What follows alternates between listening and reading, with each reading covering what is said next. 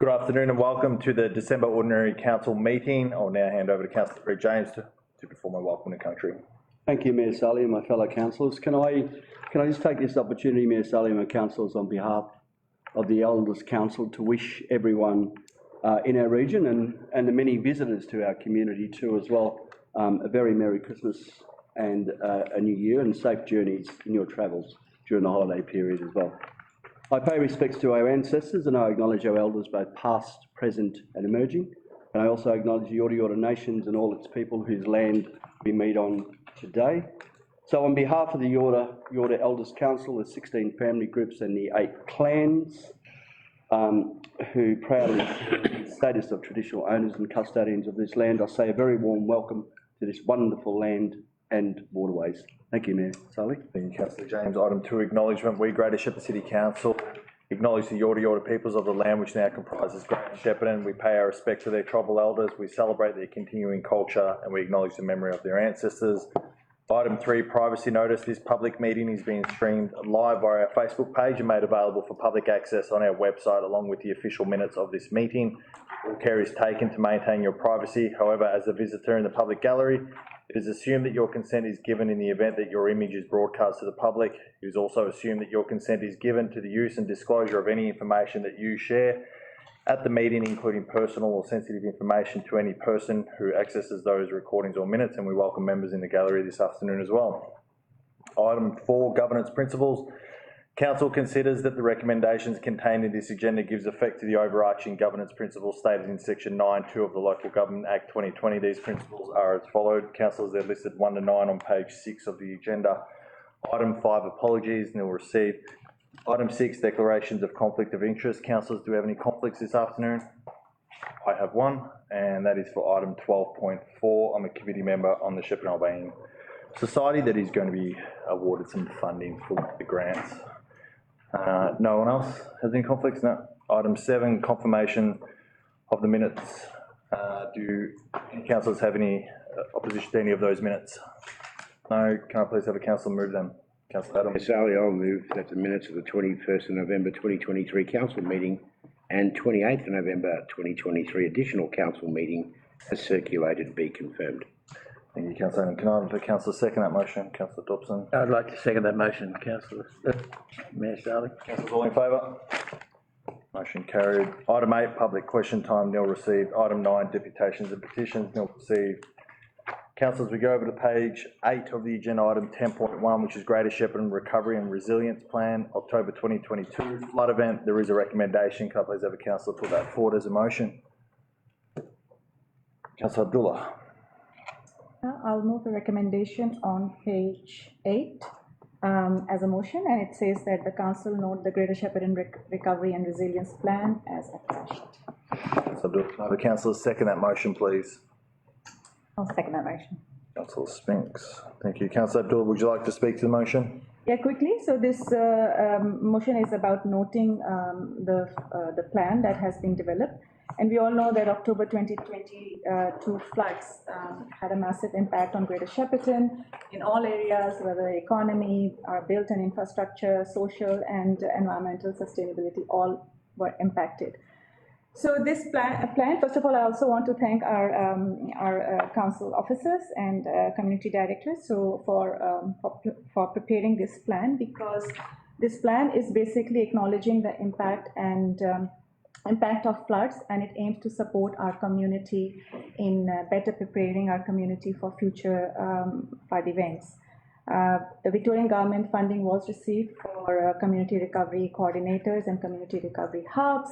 I was looking at the plan, and it highlights the fact that the plan needed actions and activities in short term, in medium term, and in long term.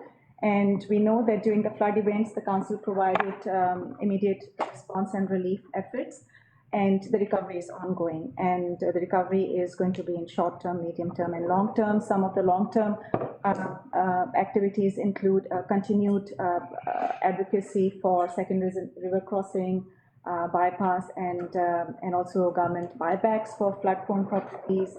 It also talks about retiring vulnerable properties. So these are all very sort of long-term but strategic decisions, and it's all outlined in the plan. And yeah, so I just want to note and want to say that our council has really done a remarkable piece of work in preparing this plan, and we have to closely monitor the activities, and we have to make sure that in any such future event, our community is better prepared. Very good, thank you, Councillor Abdullah. Councillor Spinks, would you like to speak to the motion?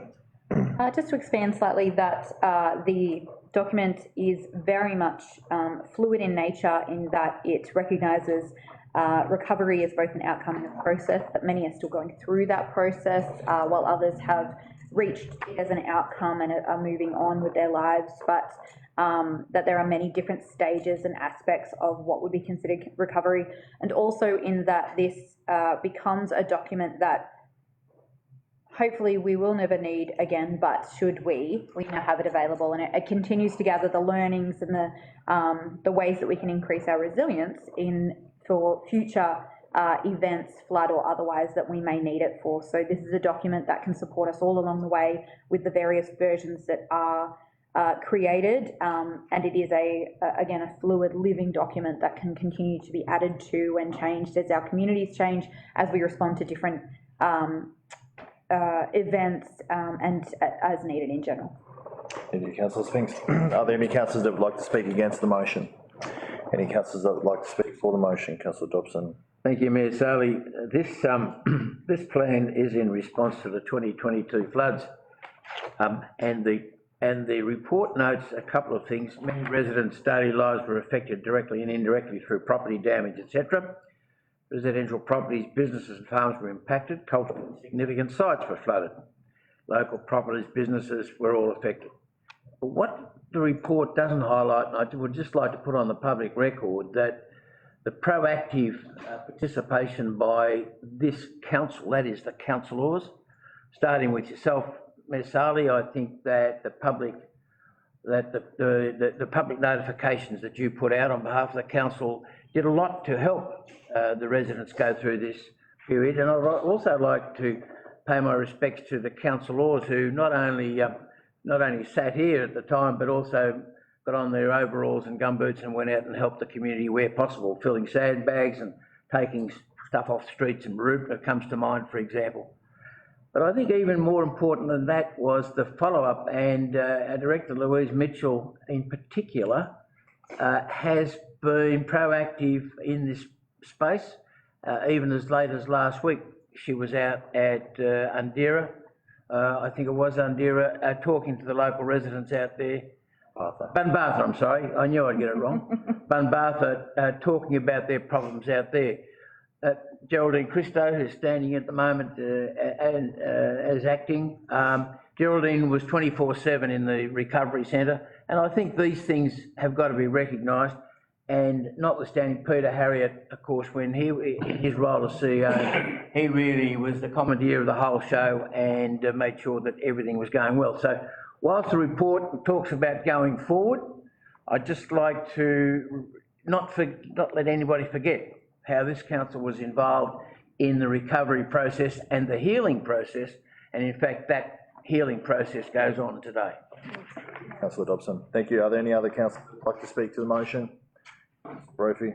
Thank you, Mayor Sally. I just want to not so much talk about the plan, but just to let those particular residents who may think that we're moving on and forgetting about them, that's certainly not the case. In fact, both in Shepparton and particularly Mooroopna, they were hurt and they are still hurting, suffered, and they have a traumatic impact on what the floods have done, because it's not an event where once the water subsides that it's all over and done with, because it's not. And for many, they're still not back in their homes. Their livelihoods have been wrecked, particularly if their businesses have been inundated. So I just wanted to let those people know that we haven't forgotten, we won't forget, but we will roll up our sleeves and we look forward in a positive, strategic and with great optimism. Thanks, Councillor Brophy. Are there any other councillors that would like to speak to the motion? Councillor Latson. Thank you, Mayor Sally. In addition to all the comments before, I'll keep it brief. The Resilience and Recovery putting on a number of free events supporting those communities such as Marootna, Murchison, Tatura, Andira. There's a summer splash pool party in Marootna actually tomorrow, another one in Murchison on January 12 and Tatura on January 19 as a way to bring the community together and support the community and recognise that, tough times don't last forever, and, it's a fun way to bring the community together. So encourage all residents to get on board. Very good. Councillor Latson. Any other councillors like to speak to the motion? Councillor James. Thank you, Mayor Sally. I want to say congratulations to council and our council workers in regards to preparing this recovery and resilience plan. More to the point in regards to local plans for consideration for Aboriginal culture and healing, particularly with environment. It's really important for us to look back on the history of floods from Barmer right through to the Goulburn River. The floods in over time, and talking to our elders, happens every 18 years. And that coincides, the flood that we had last year coincides with the timing of that too as well. But it's really important for us to consider in the plan too as well about the advice from the elders to say to the community in looking at the history, but the elders are saying that we're due for another flood in another 8 years from now, every cycle. And I don't want to alarm people, but it's just what history tells us from our participation in connection with land in the country, and over time, the timing of the next flood,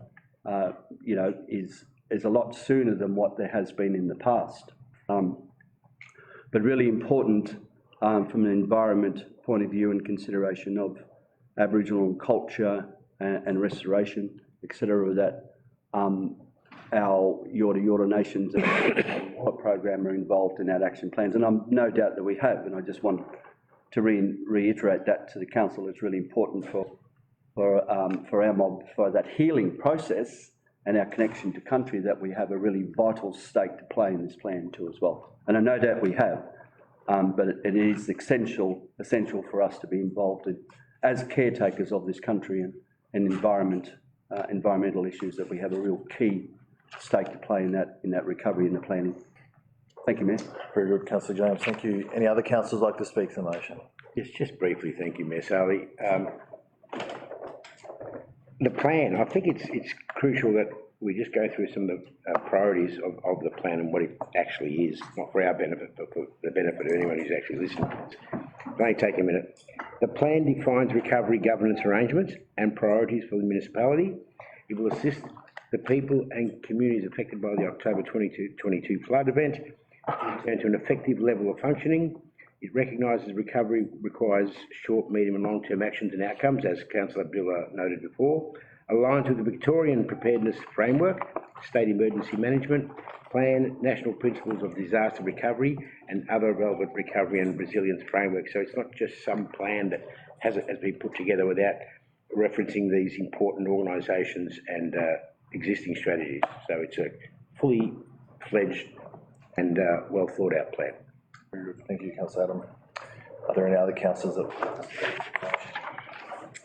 Really quickly before I go to closing comments, Louise, great work to you and your team. Obviously put a power of work into this, and it's effectively, by doing this, you've also been managing the recovery component. It's hard to believe that the flood event was 12 months ago. It comes hard and fast. The cleanup happens really quickly, and then you're in a recovery, which sort of doesn't really have an end date, especially when we've still got a number of community members that are out of their homes, and obviously we do all we possibly can to support them. There's obviously a lot of discussions taking place with our smaller rural towns that obviously were impacted by rural levy banks, and we're doing our best from an advocacy perspective from Greater Shepparton City Council to ensure that state and federal government are really clear around trying to make sure that someone can take some responsibility for these rural levy banks, and we don't leave our community in a vulnerable position if we're ever faced with another significant flood. And we'll raise that again with the Water Minister next year again and reinforce that something needs to be done. Council have a responsibility to maintain town levy banks, but not rural levy banks, so we need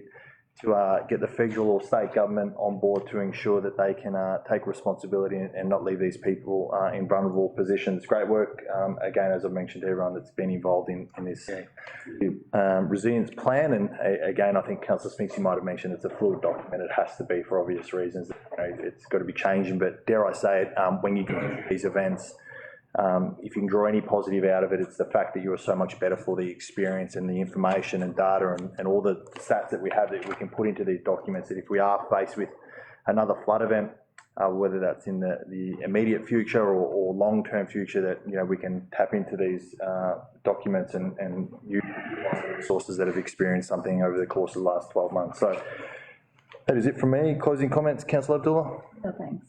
Very good. Councillors, we'll now go to vote. All those in favour? Motion carried, unopposed.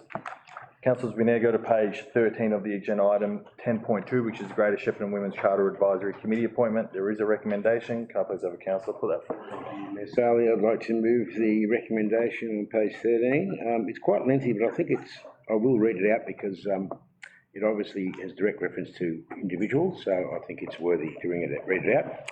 The recommendation is that the council appoint the following community representatives to the Greater Shepparton Women's Charter Advisory Committee for a period of 2 years, commencing on 19th December 2023 and concluding on the 18th of December 2025. The names are Brittany Attard, Heidi Beach, Caroline Clark, Jeanette Cook, Anne Fotu, Karamanjit Kaul Gil, Noor Nabila Mid-Saidi, I presume, and Geraldine Williams.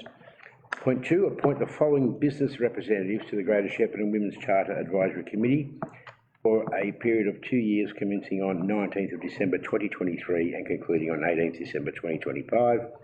And they are Diana Dawes, Carolyn Chisholm Society, GB Pregnancy Support Services. She's from that organisation, obviously. Kana Deo, Shepparton Amcal Pharmacy and Chemist Discount Centre. Rachel Williams from Vincent Care. Marianne Community Specialist Violence Services. And point 3, formally acknowledge Nihar Samar and Renee Marshall for their contribution as they conclude their term serving on the Greater Shepparton Women's Charter Advisory Committee. Councillor Adam, can I have a councillor motion, please? Councillor Spinks. I'll second that motion. Councillor Adam, would you like to speak to the motion? Yes, I will. I've had my sip of water, thank you. Look, this is a committee that's been going for quite a few years. It's very important, I think, obviously. It gives a voice to half our community at the very least. Not more. Had some issues, I think, earlier on in the year about attracting new members. Not because people weren't passionate, it was more about busy lives and people not having the time to commit. Some adjustments were made in the terms of reference. So I'm really pleased to say that we had many applicants. These particular ones that I just read out earlier on have been selected. We're getting representation now, not just from individuals, but obviously from corporations and different types of organisations. And what's really pleasing is, just by some of the names I mentioned there, it really is a diverse representation of our community, which is what it needs to be. So it's really good. It's actually, I'm quite surprised by that. I think it's fantastic. Basically, that's it. I'm sure most of the people are very passionate. They obviously have to be, otherwise they wouldn't put their names forward. So I'm looking forward to working closely with them over the next 10 months or so, and hopefully we can do some great things moving forward. Thank you. Adam, Councillor Spinks. Thank you. This continues to be a very important advisory committee to council. It is aligned as a signatory to the Victorian Local Government Women's Charter. We align ourselves with the Charter's actions as ways to improve the livelihoods of women across our municipality and all those who identify as women. And I've had the privilege of being able to be the Charter champion for a little while before it passed over to Councillor Adam. And it's so exciting. I want to thank Nihar and Renee, who are outgoing members. I had working with them as while I was on the committee. And it's so exciting to see so many new, fresh names adding to the committee, becoming members for the next 2 years. It's all about having really diverse perspectives and experiences to bring to the table. And I think the addition of the business representatives or organisation representatives is a really wonderful perspective to bring to the table as well, because they'll have quite an overarching understanding of some of the challenges that are facing women across our community. So this seems like it's going to be a very well-rounded, very bringing a lot of experience and expertise to the table, which I think is something we're very lucky to have. I am a big supporter of this particular committee and very excited to see the work they will get up to over the next 2 years. Great, thank you, Councillor Spinks. Are there any councillors that would like to speak against the motion? Any councillors that would like to speak for the motion? Any closing comments, Councillor Adam? Thank you, Ms. Allen. There you go to the vote. All those in favour? Motion carried on the vote. Councillors, we now go to page 18 of the agenda, item 10.3, Greater Shepparton LGBTIQA+ Advisory Committee appointment. There is a recommendation. Can I have a councillor put that forward as a motion? Councillor Spinks. Thank you, Councillor Sally. I'd like to move the recommendation as a motion that the council, one, appoint the following community representatives to the Greater Shepparton LGBTIQA+ Advisory Committee for a period of 2 years, commencing on 19 December 2023 and concluding on 18 December 2025, as they are listed in the recommendation. And two, formally acknowledge Lee Bamford, Deb Chumley, Daniel Gardner, Damien Stevens-Todd and Diane Baglin for their contribution as they conclude their term serving on the Greater Shepparton LGBTIQA+ Advisory Committee. Thank you, Councillor Spinks. Can I have a councillor second that motion? Councillor Abdullah. I'll second the motion. Councillor Spinks, would you like to speak to the motion? Certainly, once again, an incredibly important advisory committee for our council. The purpose of these advisory committees, of course, being that it's one thing to make decisions on behalf of a group of our community. It's a whole lot better to have them informing us of their experiences, their understanding, their expertise with this direct connection that we can communicate with them. So having these committees is essential to the work that council does in best serving the many different facets of community. I'd like to thank the outgoing members of the committee, inaugural members of the committee. They were a key part of setting up this committee when it was first appointed a couple of years ago, and the work they've done is cannot be thanked enough. They've been an incredible contributor to what the committee has become. And now moving forward, looking at all of these new names on this list, I am so excited to get to work with them moving forward and to hear all of the new ideas and experiences and perspectives. Even within the LGBTIQA+ acronym, there is just so much diversity within it, and it represents an endless number of types of person within just this one committee. So there are many, many different perspectives and experiences to bring to the table, and I'm very excited to work with them over the remainder of my council term, but also to see what this committee will move into for its next 2 year period and what it will create. Yeah, thanks. Very good. Thanks, Councillor Spinks. Councillor Abdullah, would you like to speak to the motion? Yeah, thank you. Very briefly, I am very happy to second this motion, and I want to congratulate the community representatives who are going to be appointed to the LGBTIQA+ Advisory Committee. Some of the names, I know some of the names in different capacities, but it is so pleasing to see that these leaders have now, have now decided to take up another important role and be part of this committee. This advisory committee is definitely a platform for LGBTIQA+ to have a voice, to have a representation, and we all know that representation matters. So it's really exciting to see that this newly formed, relatively new committee has done some amazing work, and it's continuing to attract more people, more community members. I note that there were 16 applicants for 11 positions, so it just demonstrates that there is a fair bit of interest and passion in the community to join this committee. I also want to acknowledge the outgoing members. Again, some of them, in fact most of them, I have worked with them, and I know that they are all very passionate community members. I'm very pleased to see that this advisory committee was there to enable them and to give them the opportunity to work for the cause, which is so close to their hearts. And as a council, I think we are it's amazing to see that there is a platform available for our LGBTIQ+ community in our region. So, well done. Thank you, Councillor Abdullah. Are there any councillors that would like to speak against the motion? Any councillors like to speak for the motion? Thank you, Mayor Sally. Just very briefly to say that at council here, we have probably over 20 or close towards 30 advisory committees and other associated committees. And it's really important to acknowledge that particular representation, particularly the outgoing community members here, because they were really pioneers in a lot of ways in being part of this advisory committee from the outset. And they've really done the hard yards for the ones that are coming in. So I congratulate and very much thank Deb, Daniel, Damien, Diane and Lee. Any other councillors like to speak to the motion? No, any closing comments, councillors? We will now go to the vote. All those in favour? Motion carried unopposed. Councillors, we now go to page 23 of the agenda, item 11.1, Audit and Risk Management Committee Independent Member Remuneration. For recommendation, can I please have a councillor put that forward as a motion?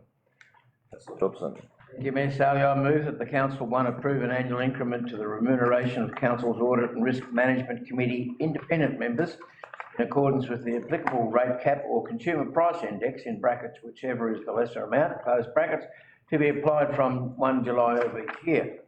2, authorise an hourly rate of $100, subject, in brackets, subject to the same increment outlined in point 1, close brackets, which may be payable to an independent member of the Audit and Risk Management Committee for any additional service requested by council which are undertaken outside the scope of meeting preparation and attendance as identified within the Audit and Risk Management Committee Charter. Councillor Dobson, can I have a councillor second that motion, please? Councillor Abdullah. Yeah, I would second this motion. Thank you, Councillor Dobson. Would you like to speak to it? Yes, the oversight value of the Audit and Risk Management Committee can't be underestimated, because not only does it look at our finances, but it also looks at the way we go about our business. And having independent members on that committee is of utmost importance, as anybody who's been involved will know. Each year the rate cap has gone up. This year it's at 3.5%, and the consumer price index is also rising. And so it's only natural or logical that if we're going to attract the best people to be on this committee, that we must keep abreast with the latest of I suppose, remuneration to these groups. The hourly rate of $100 outside normal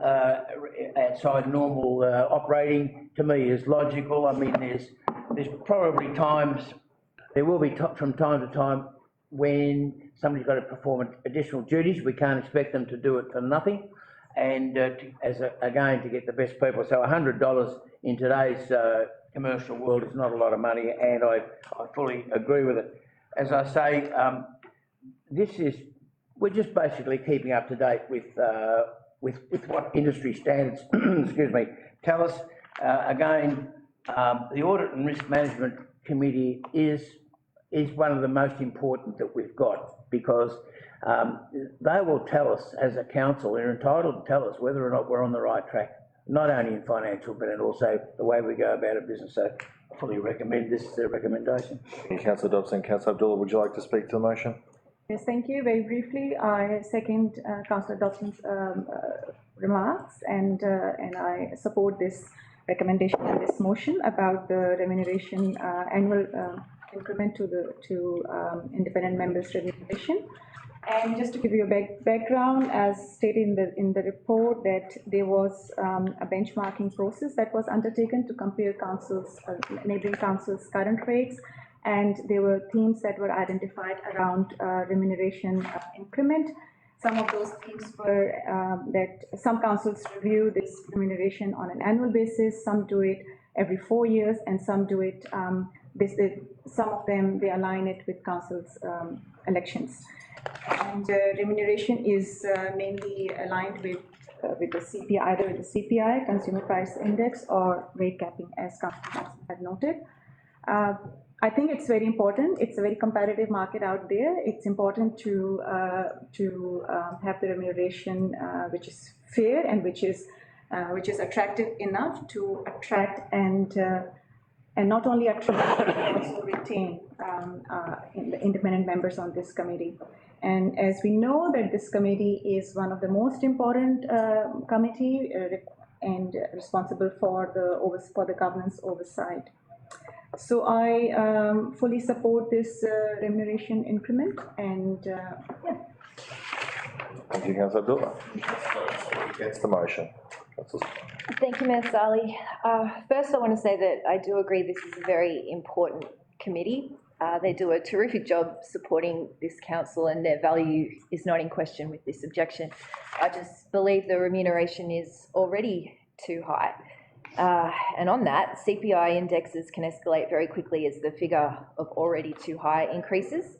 And I think it's telling that the figure of how much we pay them is not included in the report, because it is quite high and the public may not be accepting of what we're proposing today. A flat fee per meeting is much safer than tying it to indexation. I'm not convinced a higher remuneration will retain members. I think, again, it's quite a high figure. And as far as an hourly rate of $100 for independent members to give us advice, I do believe that that is value for money, except there is a risk of that. There is the risk of using them as an informal consultant, which may or may not come under our insurance, and there's no cap on that, so potentially we could be financially in arrears depending on whether or not that's taken up quite steadily. So personally, I do not agree with it. I think it should stay exactly as it is until it goes back down to a more acceptable level that the community would find reasonable. Thank you, Councillor Summer. Any councillors like to speak for the motion? Councillor Griffin. Thank you, Mayor Sali. Having been on this committee and seen the professionalism and the amount of work and diligence that the independent members provide, I find that the remuneration and the hourly rate is not only the industry standard, but it's certainly justifiable. I mean, this is very much a high-level committee, and paid committee members, you know, there is a marketplace out there for them, and so therefore you want to have the best available at the right rate. So I wholeheartedly approve and endorse this recommendation. Thank you, Councillor Brophy. Any other councillors like to speak to the motion? Councillor Adam. Thank you, Mayor Sali. To establish some facts here, this is a skill-based committee, and the majority of the members, if not all, are professional people who command a hell of a lot more than $100 an hour for their services out in the real world. And this amount is, let's be clear on this, for any additional services requested by council which are undertaken outside the scope of meeting preparation attendance. I don't know how many hours a year would fall under that particular description. I'm imagining not a lot, to be quite honest. I would suggest that this, I'm only guessing here, we might come to a couple of $1,000s a year in total. So, and I think we're getting a pretty good deal if we're getting professional advice, which no doubt we are, so I fully support it. Thank you, Councillor Adam. Any other councillors like to speak to the motion? Any closing comments, Councillor Dobson? Yeah, thanks, Mayor. So I'll just go back to point number one, and it talks about approve an annual increment in the members in accordance with the applicable rate cap or consumer price index, and and it's interesting to note that in 2018-19, the rate cap was 2.25% and the CPI was 1.3%. But if we go to 2023-24, the rate cap is 3.5% and consumer price index jumped to 5.6%. So I'm glad to see that we're taking the lesser of two evils here. There's no more to say. It is a committee that we must have, and as somebody just pointed out, we've got to have the best people on this and to attract the right people. You've got to pay the good money. Thank you, Councillor Dobson. Councillors, we will now go to the vote. All those in favour? Against? Division, please, Mr. Mayor. All those in favour? Councillor Adam, Councillor Dobson, Councillor Abdullah, Councillor Sali, Councillor Brophy, Councillor James, Councillor Ladson, Councillor Spinks. Against? Councillor Summer. Motion carried. Councillors, we now go to page 27 of the agenda, item 11.2, appointment of independent member, Audit and Risk Management Committee. There is a recommendation. Can I please have the councillor put that forward as a motion? Need to move on. Councillor Adam. Yep. Me? Yep. Yeah. Right, yes, I'll move the motion, Mayor Sali. Thank you. Can I have a councillor second that motion? Councillor Spinks. Second that motion. Adam, would you like to speak to the motion? Just a procedural matter that needs to be pretty much acted or enacted every certain amount of time. It just gives the CEO delegation authority to appoint council officers as authorised officers under various pieces of legislation. This authority ensures that the appropriate appointments can be made efficiently and without significant delay. I won't continue with the rest of the executive. Either I'm wrong or you are. Reading the right page? Page 27 of the agenda, item 11 point. How about that? Is that right? You're right, I'm wrong. We're at 11.2, aren't we? Page 27. Yeah. I've often wrong. I think this Am I management. right? Have I got a... Yes. We can start again. Start again. Councillor like to move the motion. I will still love it. Page 27 of the agenda, item 11.2. I'm getting ahead of myself, sorry. That the council appoint Andrew Johnson to the position of independent member Management Committee for a period of 3 years, commencing 14th of February 2024 and concluding 14th of February 2027. Thank you very much, Councillor Adam. Councillor Spinks, would you like to second that motion? Sure, yes, I would like to. Very good. Councillor Adam, would you like to speak to the motion? I'm going to change my commentary on the appropriate one. Keep it brief. Yeah, I will keep it extremely brief because I wasn't thinking about that, to be honest. But there you go. Andrew Johnson, obviously, he's been appointed as an independent member. No doubt we've gone through all the correct processes and interviews. I think the mayor and the chairman interviewed 3 people, and they've come to the conclusion that Andrew fits the bill. I'm sure the other candidates are very good in themselves as well and would have been worthy, but Andrew's got the role, and I'm sure he'll be very great in it. Very good, Councillor Adam. Councillor Spinks, would you like to speak to the motion? Yes, but I will just read from the report to just expand a little bit. So pretty much going over the same, but with slightly extra detail. The position was advertised, 3 applications were received. Yes, interviews were conducted by the mayor and the chair, and at the completion of the interview process, and further supported by reference checks, Andrew Johnson was identified as the preferred candidate for appointment.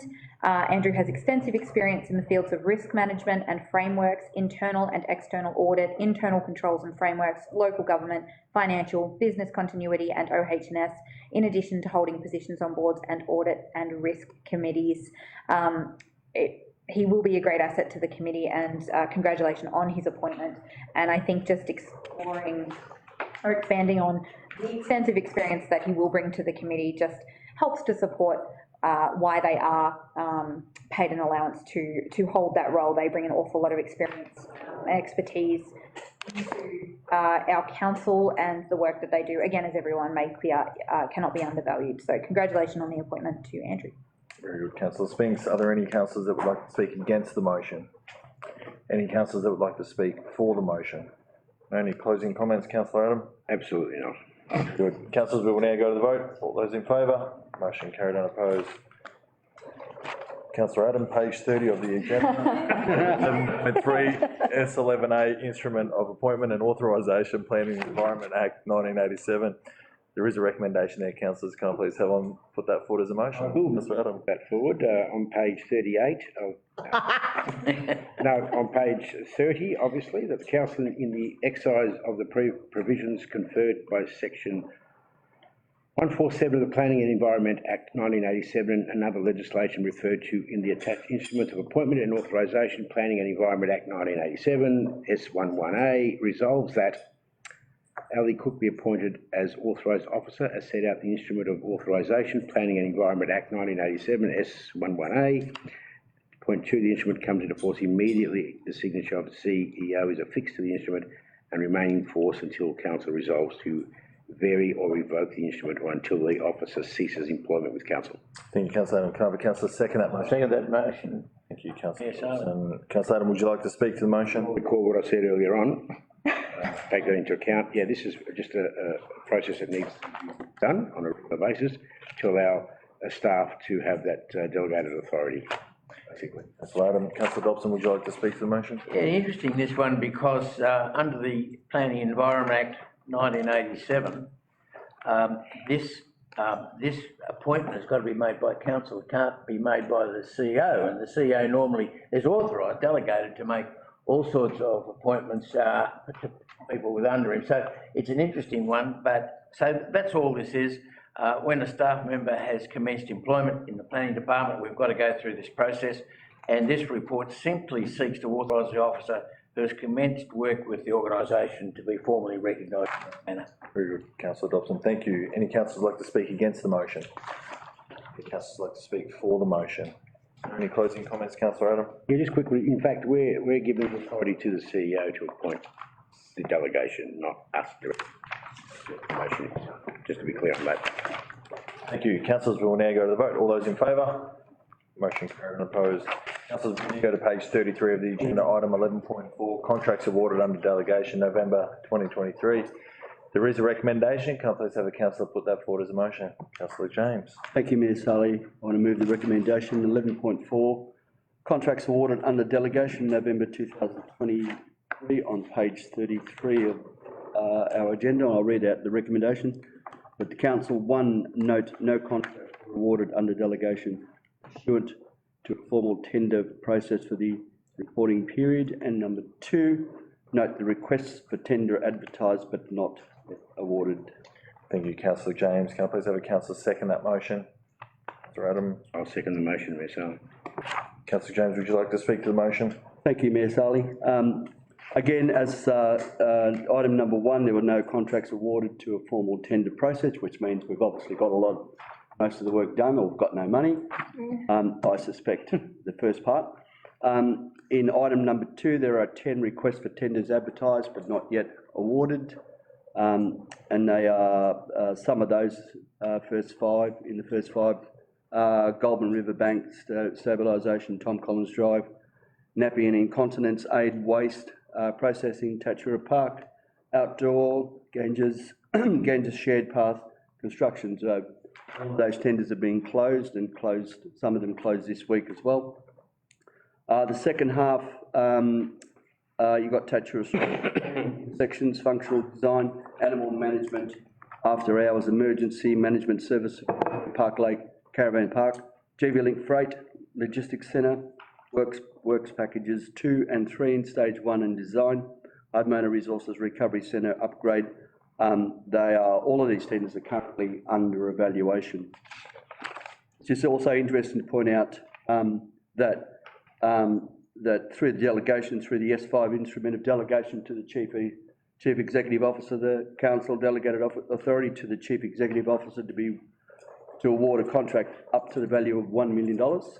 The financial delegation to directors to approve contracts up to a value of $750,000 for goods and services and works are included in the S7 instrument of sub-delegation by Chief Executive Officer.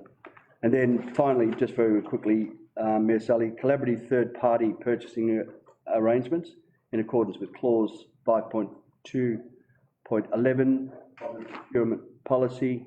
Council has the option to utilise third-party collaborative purchasing arrangements for various procurement activities. These collaborative arrangements are established to be an effective and efficient way of sourcing goods and services. Thank you, Councillor James. Councillor Adam, would you like to speak to the motion? Again, just very briefly, thank you, Mayor Sally. As Councillor James indicated, there's 5 that have just closed recently, so we don't expect them to be awarded at this point. The other 5, obviously, some of those have been going for a little bit. I'm assuming there's been some, I wouldn't say staffing issues, but there's been a lot of workloads maybe intense at this current time, and it's taking a little bit of time to evaluate these tenders correctly. So I'm looking forward to the next meeting, which won't be for a couple of months now, and hopefully these will be awarded and action started on some of these tenders. See, in a couple of months now, I think we've had none being awarded, but I'm hoping we'll get that over that little hiccup at the moment and get the ball rolling again very shortly. Very good. Thanks, Councillor Adam. Any councillors like to speak against the motion? Any councillors like to speak for the motion? Dobson. Yeah, it would be against my principles not to look at 2328 as advertised but not yet awarded, Goulburn River Bank Stabilisation, Tom Collins Drive. The problem that we've had here is that the Goulburn River over recent times, through I suppose environmental water being thrown down to the Coorong, down in South Australia, we've had to have high rivers. And when you get high rivers and then low rivers and then high rivers and low rivers, it doesn't help our our river, the Goulburn River. We must maintain the strength and viability of the Goulburn River. And so this will continue on. And what has happened here is that behind Alcoa moves, river stabilisation, the bank stabilisation is given away. And in fact, there's been some trees fall into the river off the banks. And this is because the water levels go up and down, the surges that keep on going.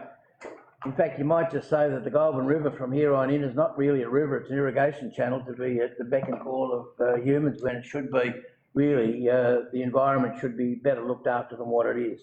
And so, as people know, the Mayor and myself have been strong, and the council management have been strong advocates about a healthy river in terms of Goulburn River.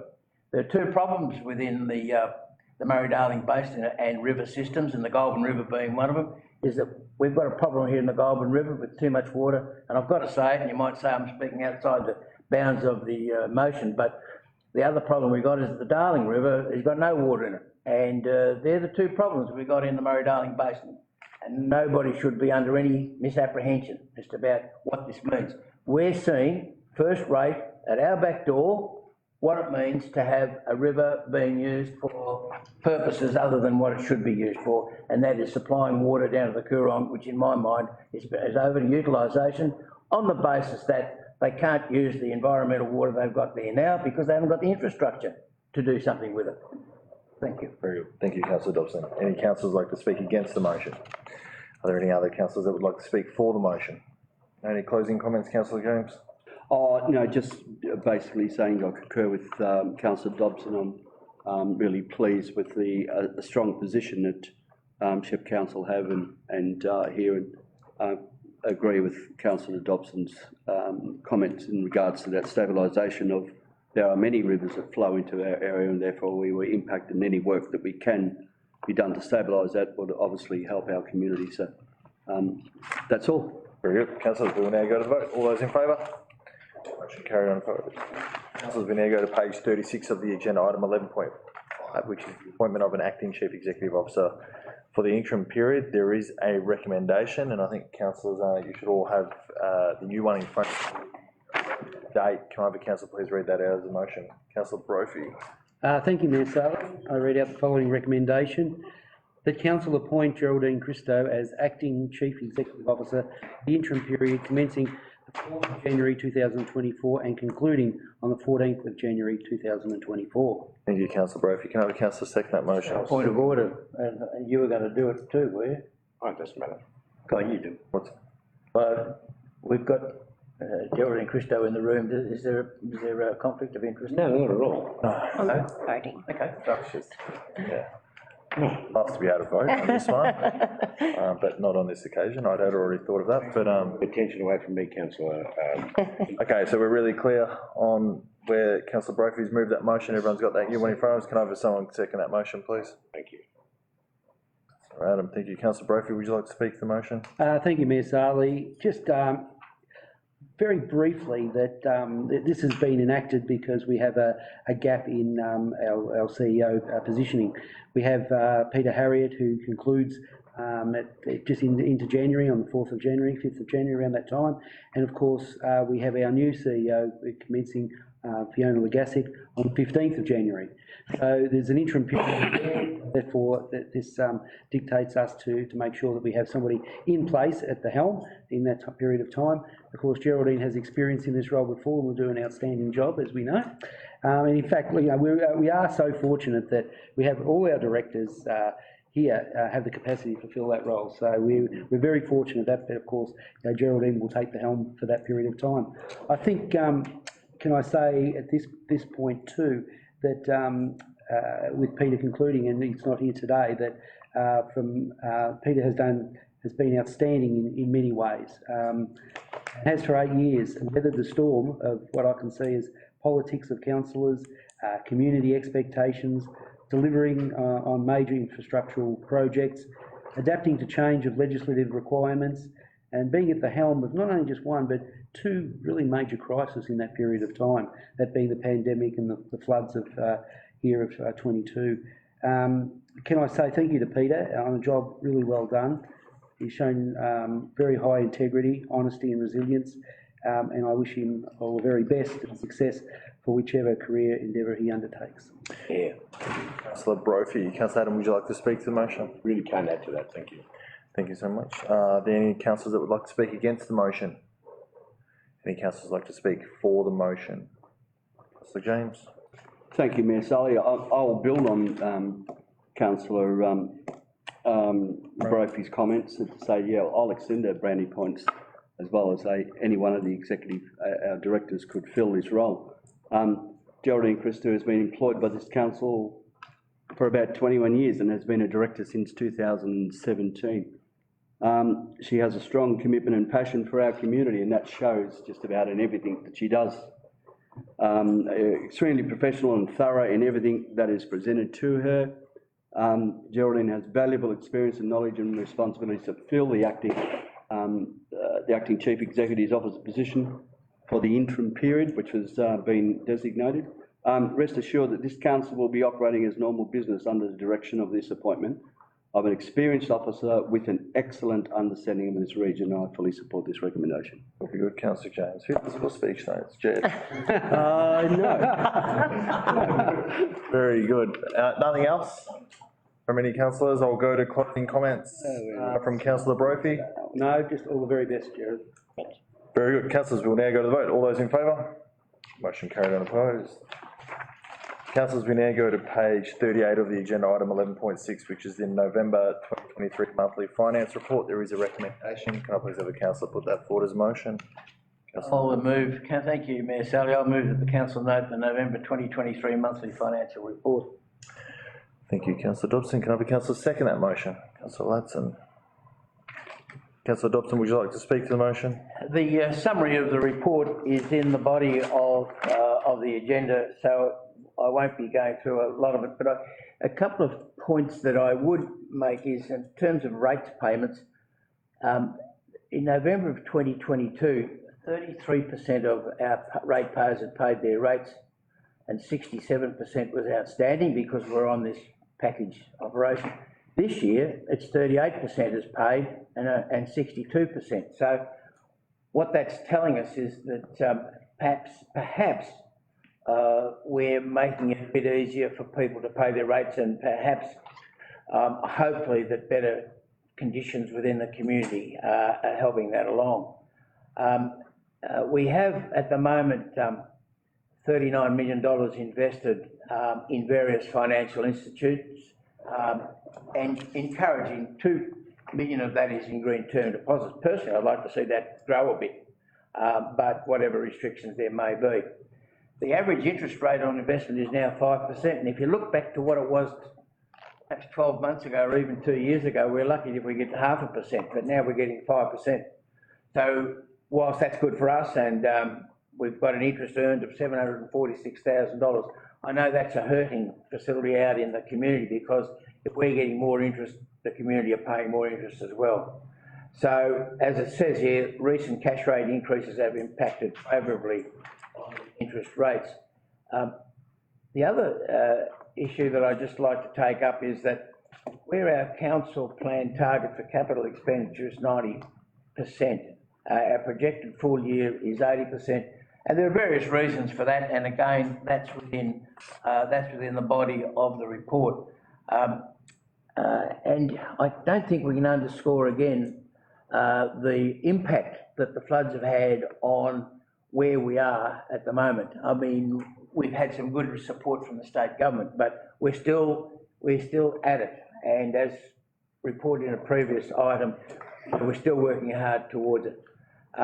I don't think there's really much more that needs to be said, except that it's great to see that our ratio, our cash ratio is still good, and we're still tracking into, hopefully at the end of the year, get that 138% current assets over current liabilities. And if we can keep doing that in the current economic climate, we'll have done very well. Thank you, Councillor Dobson. Councillor Latson, would you like to speak to the motion? Nothing further to add, Mayor Sally. Thank you, Councillor Latson. Are there any councillors that would like to speak against the motion?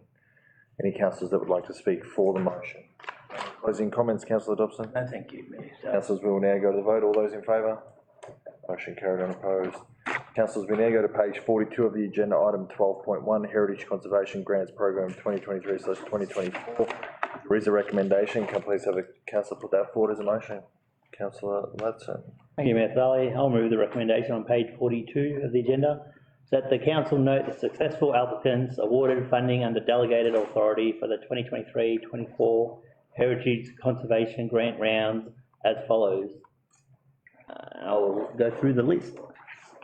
658 Wyndham Street, Shepparton, reface the chimney exterior cladding for $6,000. Rootman Mechanics Hall, Inc., paint the front of the hall for $3,030.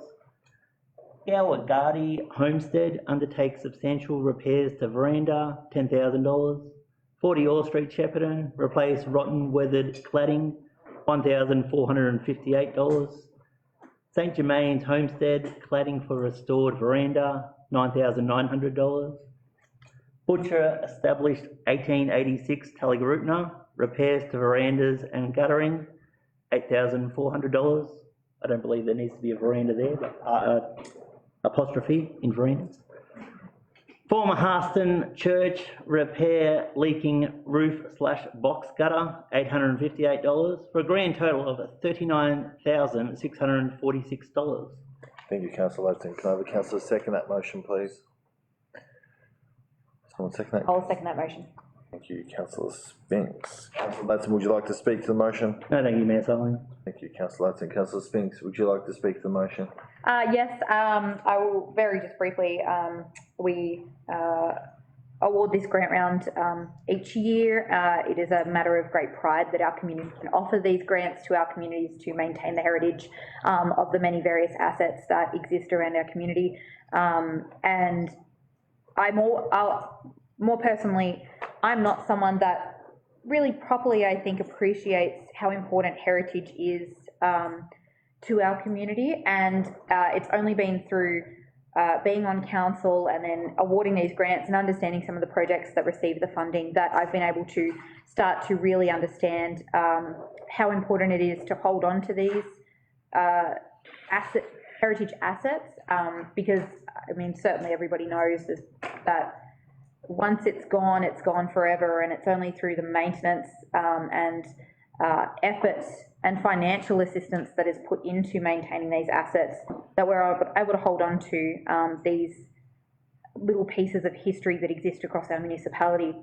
And it's a thank you to those individuals that are doing the work to make sure that heritage conservation continues. So I congratulate the successful applicants that have been awarded funding. We're just noting that, of course, goes through a grant round with a panel that awards them, and we note the successful applicants. So congratulations to them in this round, and thank you for continuing to support heritage when people like myself don't really understand it. So thank you for doing that work for us. Very good. Thanks, Councillor Spinks. Are there any councillors that would like to speak against the motion? Any councillors like to speak for the motion? Councillor Brophy. Thank you, Mayor Sarley. This is an interesting one. Every time this grants program comes forward, and that you sort of weigh up: are they private dwellings? Are they for the public? And of what benefit do we get if it's a private residence that we're helping to do up in from a heritage perspective? And that, and certainly that was my initial feeling, particularly when I got on council. And like Councillor Spinks said quite clearly, the more we've been on it, the more we've understood it, the greater appreciation we have for it. In Shepparton and Mooroopna particularly, we've lost a lot of our heritage, but if we go out to the smaller towns and the rural areas, it's there. It's little gold mines, little gold nuggets there of great heritage and that. We're not Ballarat and Bendigo. We haven't got the great big buildings that we used to have, but we do need to protect what is there. And so when I look at it, and I look from a private versus a public heritage side of things, I look at it and I say, well, it might be private, but in years to come and in decades to come, it'll still be there and it'll be enjoyed by the greater public. Councillor Brophy, are there any other councillors that would like to speak to the motion? No. Councillor Ladson, any closing comments? Thank you, Mayor Sally. I'll just note that there were 6 other eligible applicants which were not able to be funded, which received lower assessment grading, and they're listed in the agenda. I won't go through those ones. Great, thank you, Councillor Ladson. Councillors, we will now go to the vote. All those in favour? Motion carried, unopposed. Councillors, we now go to page 47 of the agenda, item 12.2, which is the 225 Union Road, East dwelling adoption. Lifting the report from the table, there is a recommendation. Can I please have a councillor move that? Mayor Sally, I'll move the motion on page 47 that the council wishes to lift the matter from the table. Thank you, councillor Adam. Can I have a councillor second that motion? I'll second that motion. Councillor Spence. Councillors, all in favour? Motion passed. Councillors, we now go to page 48 of the agenda, item 12.3, which is the 1225 Union Road, Kyle East dwelling adoption. There is a recommendation. Can I please have a councillor put that forward as a motion? Councillor Summer. Thank you, Mayor Sally. I won't be putting forward the recommendation. It is a different motion that we have in front of us as a hard copy. So Just check of all councillors a copy of Councillor Summer's proposed motion. Very good, Councillor Summer, when you're ready. thank you. In essence, it's to approve the permit with conditions attached. I won't read out all of it, but it is as it reads in front of us. Is there a requirement to read the whole lot? Through you, this Geraldine. We either need to put it on the screen We need to read it. or read it. read it. Yeah, read it. Okay, I move that the council, one, in relation to planning permit application 20222-244, sorry, I'll start again. In relation to planning permit application 2022-244, on the basis of information before the council and having considered all relevant matters as required by the Planning and Environment Act 1987, the council resolves to issue a notice of decision to grant a permit to use and develop the land for a dwelling for the following reasons. There's dot points.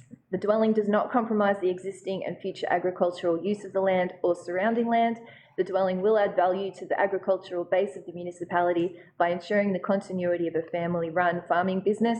The dwelling supports rural activities and production. The agricultural use associated with the dwelling has already commenced. The dwelling is located on a lot larger than 2 hectares that was created after 1st of Jan 1960. 2, issue a notice of decision to grant a permit to use and develop the land for a dwelling subject to the following conditions. Read all that. Go read that. Yep. 2 pages. Amended plans required. Before the development starts, amended plans to the satisfaction of the responsible authority must be submitted to and approved by the responsible authority. When approved, the plans will be endorsed and will then form part of the permit. The plans must be drawn to scale, with dimensions must be provided. Such plans must be generally in accordance with the plan submitted with the application, but modified to show A, a properly prepared site plan showing the location of the proposed dwelling on the southwest corner of the land. The proposed dwelling must be located outside the land subject to inundation overlay. B, detailed floor and elevation plans of the dwelling. C, the finished floor level of the proposed dwelling to be shown as per Goulburn Broken Catchment Management Authority requirements. D, location of vehicle access. Layout not altered. The development as shown on the endorsed plans must not be altered without the written consent of the responsible authority. Section 173 agreement. Prior to the commencement of any work on site, the owner must enter into an agreement with the responsible authority pursuant to section 173 of the Planning and Environment Act 1987. This agreement must be registered to the title, on the title to the land pursuant to section 181 of the Planning and Environment Act 1987. The owner must pay the reasonable cost of the preparation, execution and registration of the section 173 agreement.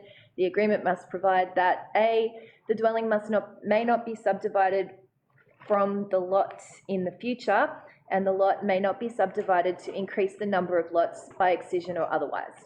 B, the owner acknowledges and accepts the possibility of nuisance from nearby agricultural operations, including animal husbandry, spray drift, agricultural machinery use, pumps, trucks, rural industries, and associated hours of operation. C, the owner acknowledges and accepts the possibility of nuisance from the nearby rifle range.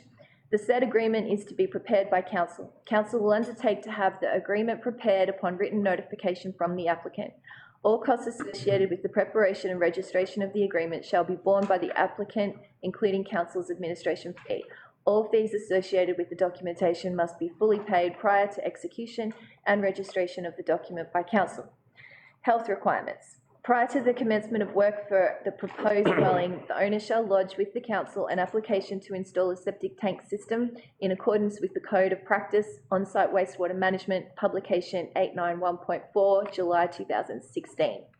The application to install a septic tank system shall include A, the application form provided by the council completed, signed and dated by the owner. B, a floor plan of the proposed dwelling. C, a site plan indicating the location of the effluent disposal area - reserve area. D, the design of the effluent disposal system, including instructions for installation and working drawings. E, current application fee. Connection to services. Before the dwelling hereby permitted is occupied, A, the dwelling must be connected to a reticulated portable water supply or have an alternative potable water supply with adequate storage for domestic use as well as for firefighting purposes. B, the dwelling must be connected to a reticulated electricity supply or have an alternative energy source. C, all storm water and surface water drainage from the land, buildings and works must be retained on site or connected to the legal point discharged to the satisfaction of the responsible authority. Vehicle crossing location. Vehicle crossing providing access to the land must be constructed at a location and of dimensions and standard to the satisfaction of the responsible authority. Vehicle crossings must be constructed at the owner's expense.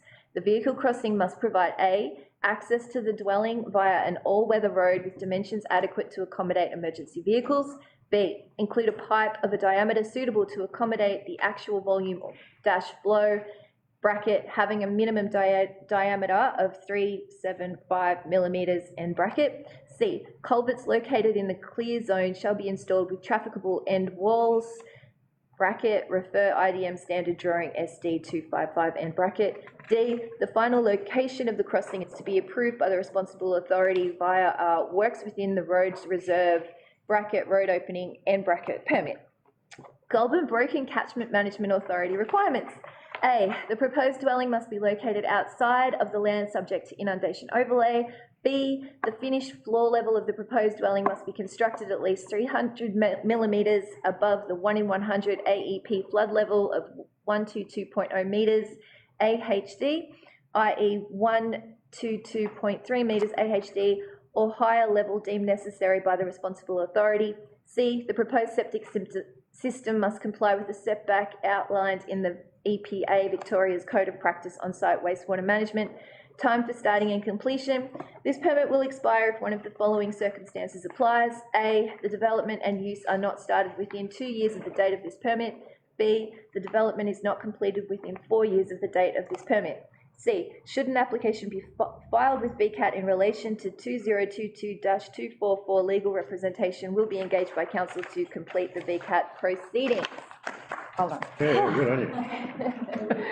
Someone to second that. No. Councillor would like. I'll second the motion, yes, Adam. You need a break, Councillor Summer, would you like to speak to the motion? I'll speak, but, okay, so, where do I start with that? I'm pretty sure most councillors will be across this. It was laid on the table because we needed more information to decide whether or not to refuse the permit, which was recommended. And I can understand the organisation's position on that because we do not encourage fragmentation of land, especially valuable agricultural land. But I'm comfortable that we can make an exception here due to the personal reasons of the applicant and the threshold of 60 hectares being so close to the size of the land at the moment. So this, again, at the beginning of that motion, it had dot points of reasons why I believe that this should go ahead. Namely, it's so that generational farming can continue. So it's supporting agriculture, it's supporting small towns, it's supporting families, it's supporting all the things we value as a council.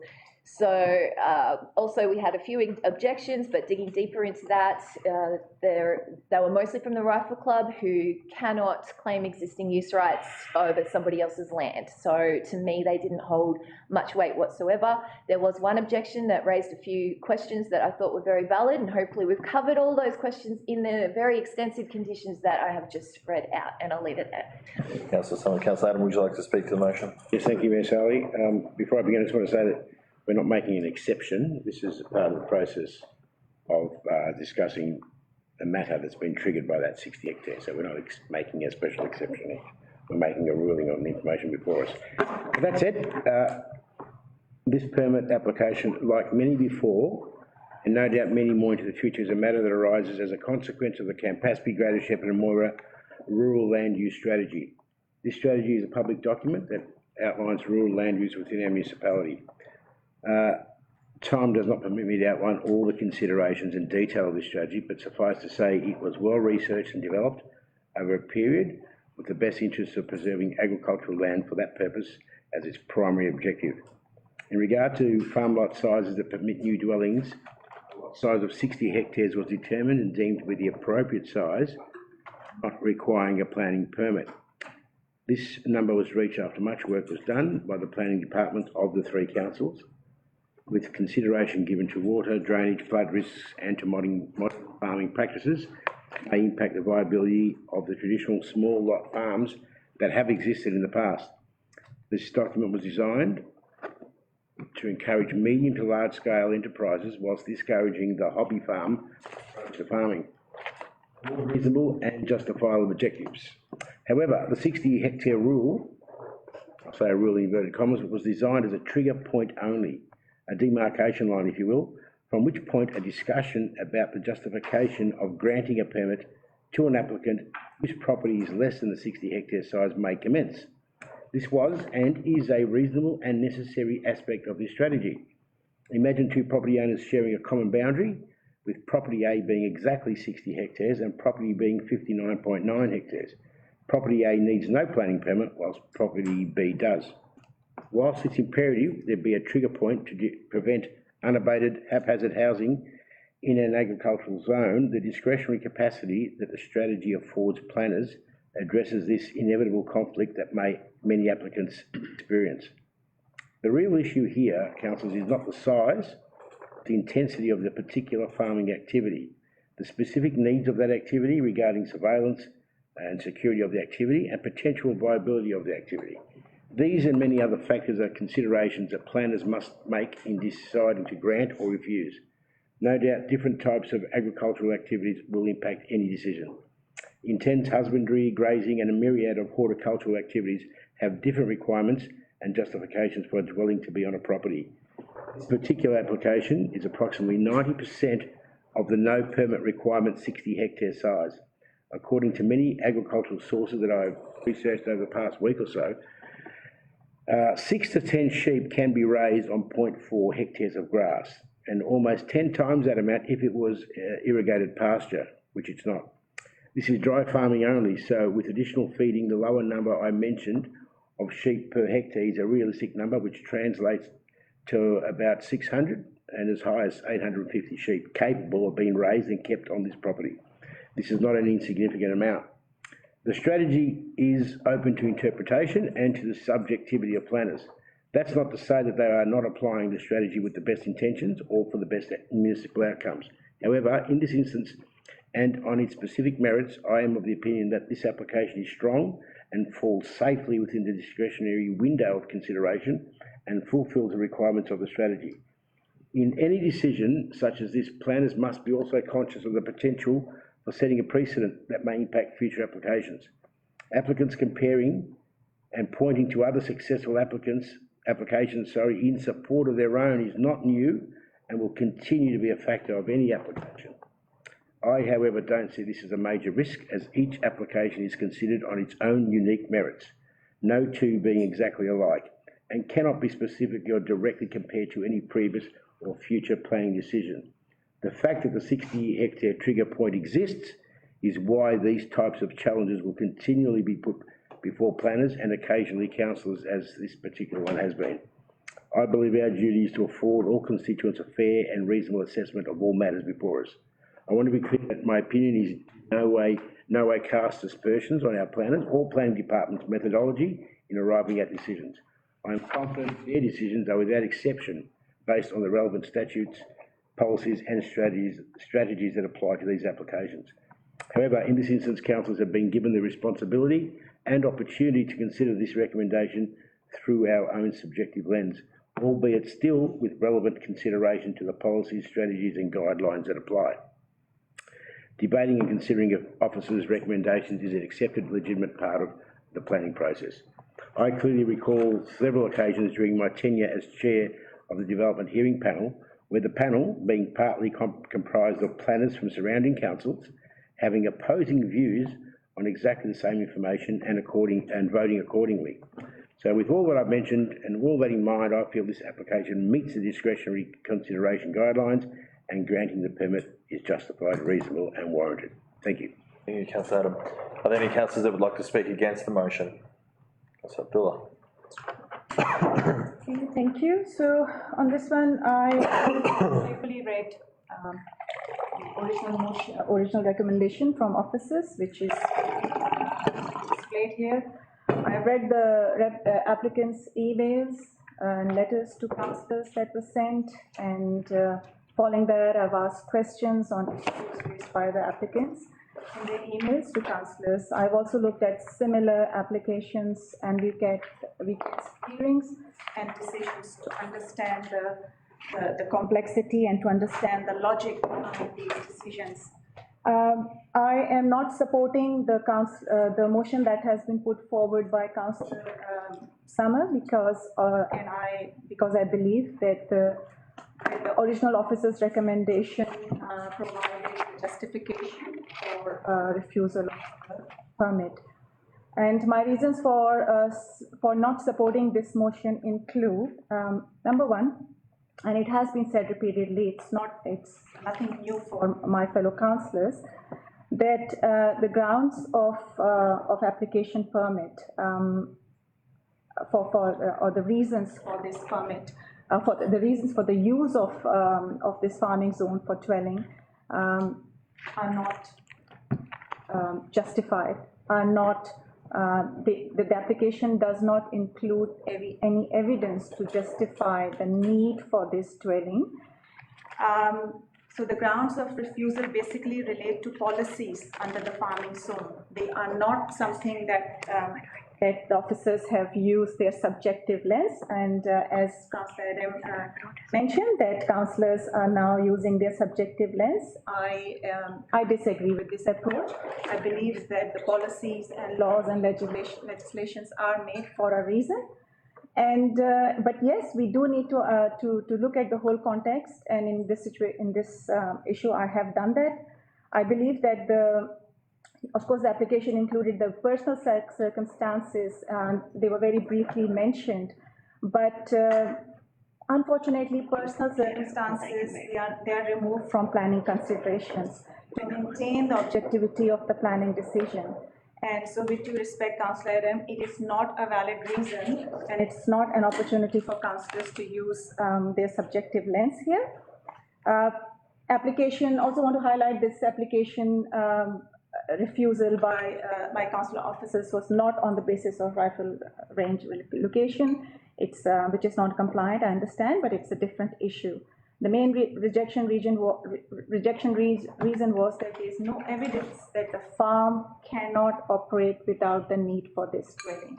It has been operating for a very long time without the need for this dwelling, and there is no objective justification. There is no business plan for any farming or significant farming operations that would require this dwelling. And I also believe that if this matter goes to VCAT will still be looking at the whole application, and it will look at the state policy for applications for dwelling in the farming zone. It will assess whether the dwelling is required for this agriculture use or not. And VCAT will still be requiring a strategic justification. And so the need of this dwelling, in my understanding, is not justified. I was also reading at one of the similar VCAT decisions, and it was very clearly outlined there that the policy balance clearly lies in ensuring that the agricultural landscape is kept in larger lots with a focus on consolidation and avoiding fragmentation by allowing new dwellings on smaller allotments. Just reading this text from the decision, which was on a very similar issue. I also believe that there's a risk, and the risk is that in future, if this dwelling is sold to a lifestyle occupant or a resident, there will be a clear potential for conflict and friction in terms of the use of this land. So it can create more problems. It can create a worse problem, basically. So, and also if a permit is granted, then it will set a precedent for others in a similar situation. And before you know, there will be more and more such dwellings without a strategic definition, justification in this farming zone. So on this basis, I do not support the motion that has been moved. I still believe that the council officer's recommendation for the refusal of permit was valid and justified. I call point of clarification. Yes, what is your clarification? And Councillor Abdullah's comments around the rifle club during the speech. I just wanted to highlight that because one of the objectives is the rifle club, and this just wanted to make sure that this rejection, officer's rejection, this permit is not based on that objection related to. It wasn't about that. It was about whether they were meeting the rules. When you mentioned that the rifle club wasn't. I can't recall. Non-compliant. Non-compliant. Yes, so non-compliance is not that issue is a side issue. What I've acknowledged is that issue is a side issue, and it does not have any bearing on officer's recommendation. That's what I was saying. Thank you. Thank you, Councillor Abdullah. That's it. Are there any councillors that would like to speak for the motion? Thank you, Mayor Saleh. Look, this is a very slightly complicated case that's been brought before us, and there are other land, other land usage, which is with smaller parcels that have been given exemptions and have justification in regards to them as well. And even though this is complicated, by a dialogue that we've had, through the questioning that we've had, the reaffirming of the positions of all parties, and that includes applicants, objectors, the rural land use regulations, we've looked at all of that. I believe that we have come up with what I believe is an amicable situation. And I support the aforementioned recommendation. I won't get Councillor Summer to read it out again. And certainly the attached conditions with that.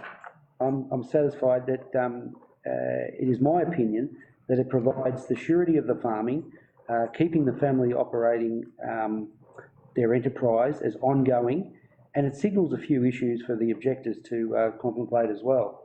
I think that we have struck a reasonable balance in regards to that, consider all the regulations that are required. I thank my fellow councillors who have really undertook incredible interest in this particular case and followed through diligently with their queries in regards to get the best information that they have available. I thank the council officers for being available for that as well. I firmly believe that what we have put at the heart of this is procedural fairness across the whole of the decision making here, and certainly common sense. This is council, and I believe council is at their best when they really look deep, and not just see just the regulations, which we have to comply with, absolutely, but also the bigger picture in terms of the family enterprise and where they had come from to where they are and what they're actually applying for and what regulations and conditions are now placed on them to go forward. So I wholeheartedly support the motion or the recommendation that's been put forward by Councillor Summer. Thank you, Councillor Brophy. Are there any other councillors that would like to speak against the motion? Any councillors that would like to speak for the motion? No? Any closing comments, Councillor Summer?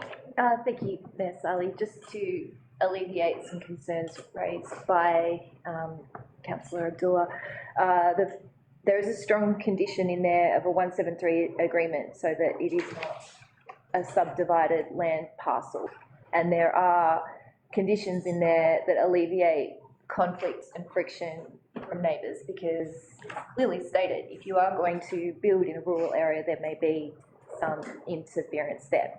So I believe potentially that the role of councillors, as Councillor Brophy said, is to look a little deeper than what's on paper. We need to understand the nuance of each case-by-case scenario. That is our role. If we agree with everything that's put in front of us by officers, why do we have councillors at all, is what I would wonder. I think perhaps we're confusing policy for rules. There are policy guidelines, but it's certainly not set in stone, and I don't believe that VCAT would overturn our decision. All the objections, bar one, were from the Rifle Club, so that had gone some way toward officers forming decisions, so I would assume. Otherwise, it would have gone to DHP and we wouldn't be in this position of deciding at all. But I'm more than comfortable. I believe it's more than reasonable. I think it will have a happy ending for everybody involved, and I hope that I can get the council's support on this. Great, thank you, Councillor Summer. Councillors, we will now go to the vote. All those in favour? Against? Motion carried. Councillors, we now go to page 64 of the agenda, item 12.4, which is the minor and major events grant, round 1, 2023 to 2024. I have a conflict, so I'll now call Deputy Mayor Spinks to take the chair.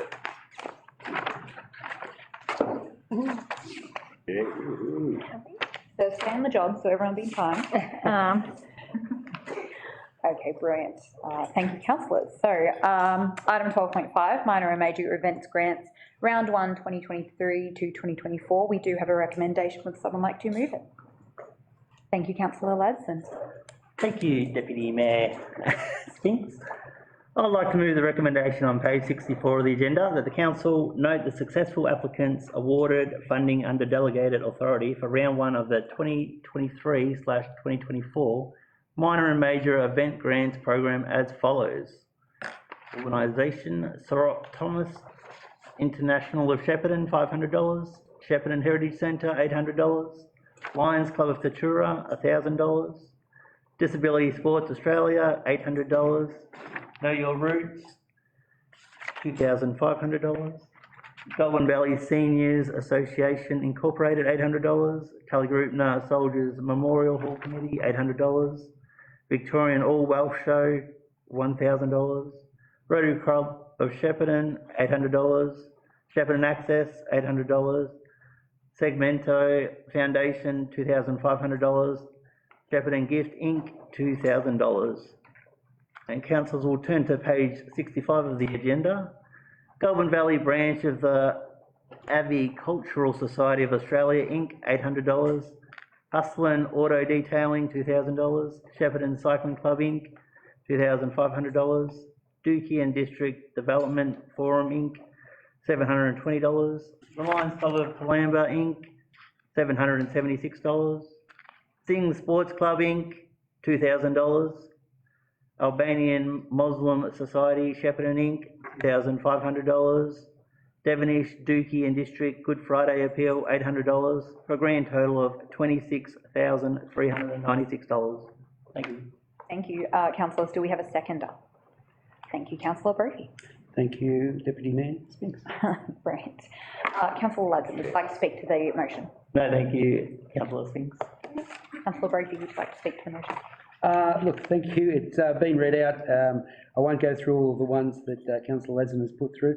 Look, I'm extremely happy that so many of the organisations have received funding under this particular grant scheme. It's a fantastic grant scheme. There's so much demand for it, which is really good. I think we're probably at a transitional point in time in council where some of the major festivals and events that attract visitors and locals in great numbers, in really big numbers, require probably a more consolidated agreement with council, be it a sponsorship or a memorandum of understanding on a periodic funding basis. I don't think we've actually quite got the balance right at the moment, because there are a number of those that I look at that could probably transition across to that, which would free it up for other people as well. But look, it's great that we have such a demand, but I'm not sure whether the breakup of the funding pie may necessarily get the best equation for all concerned at this point in time. But so happy for all of these particular organisations that got a bite of the cherry. Brilliant, thank you. Would anyone like to speak against the motion? Would anybody like to speak for the motion? No? Brilliant. Councillor Ladson, do you have closing comments? Thank you, Councillor Spinks. I just want to reiterate Councillor Brophy's comments just around how much these community groups enrich the area that we all live in and are proud to call home. Thank you. Brilliant. So we will put the item to a vote. All those in favour? Carried unanimously. Thank you. Could we please bring Councillor Sarli?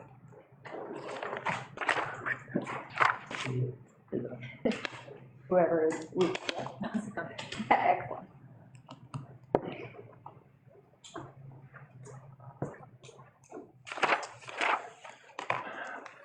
Thank you for that, Councillor Spinks. Councillors, we now go to page 69 of the agenda, item 12.5, which is Community Celebration Grants Program 2024. There is a recommendation. Can I please have the council put that forward as a motion? Councillor Spinks. Thank you. I'd like to move the recommendation to a motion that the council note the successful applicants awarded funding under delegated authority for the Community Celebrations Grants Program 2024 as follows, and I will read them out. The Kulani's Club of Mooroopna Inc. for $1,500, the Dukian District Development Forum for $750, Murchison Community and Acknowledgement Ceremony for $3,000 to a total of $5,250. Thank you, Councillor Spinks. Can I have a councillor second that motion, please? Councillor Latson. Would you like to speak to the motion? Yes, thank you. So this is an, should we call it a rebranded grants program? So following the decision by council to no longer support events held on the 26th of January and instead to support various Greater Shepparton communities to hold their own celebrations on the 23rd to 25th January or 27th to 29th January, this community celebration grants program has been put in place to action that outcome. So this is our first year of having these particular grants, and I am so pleased to see the events being awarded. So Mooroopna, Dukian District and Murchison have all come to us for their respective applications for their own local community events, which have really embraced the spirit of what these community celebrations are intending to achieve. I look forward to trying to attend all three of these events. They are wonderful celebrations of their local communities, and through simply moving the date of what would have traditionally been an event on the January 26th, they've been able to embrace the outcome from council and to continue to celebrate their communities, which is what this is all about. It is absolutely worth making clear that we have not in any way stopped celebrating and supporting our communities. What we have just done is said that we will not support events on the date of January 26th. We are still celebrating what it is to live in this beautiful country of Australia. We are still celebrating what makes our communities unique and our region unique, and it is important that our communities have opportunity to celebrate and to have this financial support from council. So thank you to those three communities for really embracing what is going to be three incredible events of celebration for your communities, and I hope I can get along to all three. Thank you. Thank you, Councillor Spinks. Councillor Latson, would you like to speak to the motion? Thank you, Mayor Sarli. I'd just like to read out the paragraph on page 69 of the agenda. Under report detail, Greater Shepparton City Council recognises that Australia Day, held on 26 January, remains Australia's national day. However, it is not a day of celebration for all, particularly Aboriginal and Torres Strait Islander people. Thank you. Thank you, Councillor Latson. Are there any councillors that would like to speak against the motion? Any councillors like to speak for the motion? Any closing comments, Councillor Spinks? No, thank you. Councillors, we will now go to the vote. All those in favour? Motion carried and opposed. Councillors, we now go to page 73 of the agenda, item 12.6, Goulburn Region Tourism Visitor Economy Partnership. There is a recommendation. Can I please have a councillor as a motion? Councillor Latson. Thank you, Mayor Sarli. I'd like to move the recommendation on page 73 of the agenda that the council, 1, approve membership to the Goulburn Region Tourism Inc. as a new visitor economy partnership for the region. 2, following legal incorporation, join Goulburn Region Tourism Inc., the official visitor economy partnership for the region. 3, contributes the required funds to be part of the visitor economy partnership subject to council budgetary processes. A, agree to an annual contribution of $121,000 for financial year 2024 to 2025 to ensure a sustainable partnership model And B, acknowledge that ongoing funding to the Visitor Economy Partnership will be required and that this amount will be negotiated through a memorandum of understanding with the future entity, noting that it is expected at a minimum of $121,000 per year. And finally, 4, notes the Goulburn Region Destination Management Plan as the key strategic document for the Visitor Economy Partnership to implement. Thank you, Councillor Ladson. Councillor, please second the motion. Councillor Spence. Second the motion. Councillor Ladson, would you like to speak to the motion? No, thank you, Mayor Sally. Thank you, Councillor Ladson. Councillor Spinks, would you like to speak to the motion? Sure. This is an exciting moment that we're considering becoming a part of the Goulburn Region Tourism Inc. This is a state, the opportunity for us to become a state recognised tourism region, which, from what I understand, is the first time we've had this opportunity at this scale, at this local understanding and communication.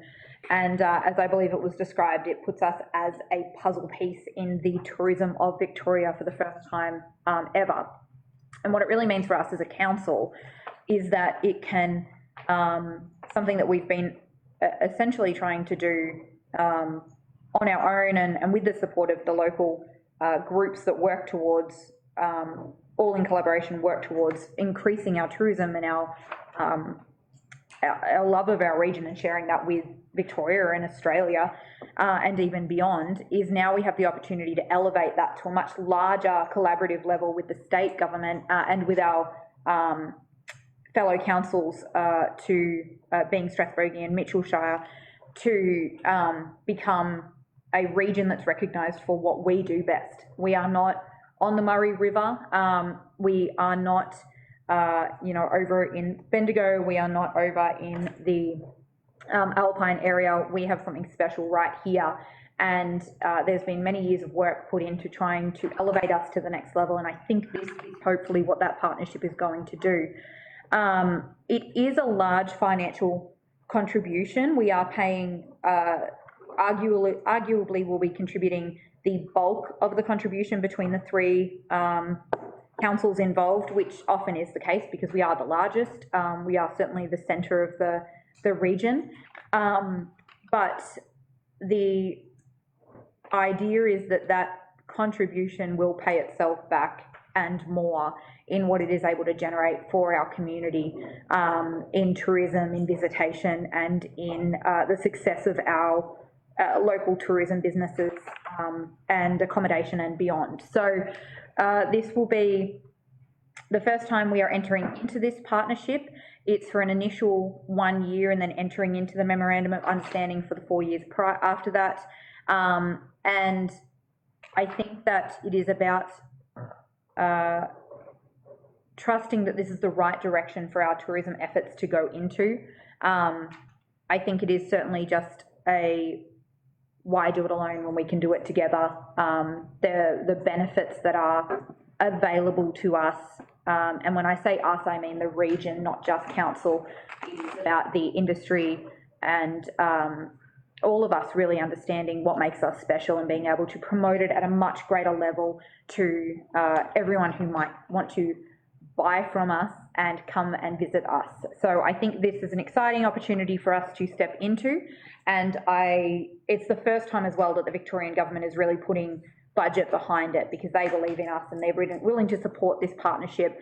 And so as long as we are all willing to come to the table and believe in it as well, it is not a leap of faith because I believe in it stronger than that, but it is our opportunity to do this for the first time and to really make sure that the benefits that are proposed eventuate and come out of it. So I'm very willing to step us into this new model, and certainly we'll be watching with very strong interest to see what is developed through it and what we are able to get out of it. Thank you. Thank you, Councillor Spinks. Are there any councillors that would like to speak against the motion? Councillor Summer. Thank you, Mayor Sally. We've tried regional tourism partnerships before, and the criticism was that we're the largest contributor but had the smallest benefit. So I believe that was the reason why we moved away from regional tourism partnerships.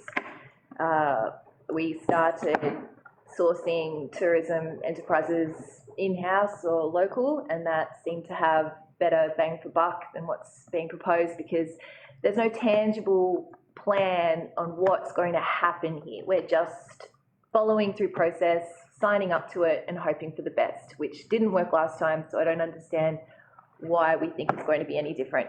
So I believe that this will get up. I do believe that it will get up, and it's great that the state government are investing, but I will be watching very closely to see if there's any value in it, and I would appreciate if it would come back to the next group of councillors before signing that 4-year MOU, just to see whether or not, like, we need to review it just to see if it's effective, because I actually have seen no evidence whatsoever to say that this has any value.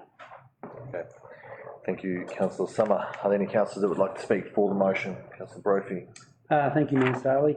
I take Councillor Summers' point there. I mean, you know, once bitten, twice shy in terms of making sure that we do not fall into the same trap from the previous iteration of this. But I think the monetary breakup is pretty well scaled in terms of the visitor economy to each of the councils.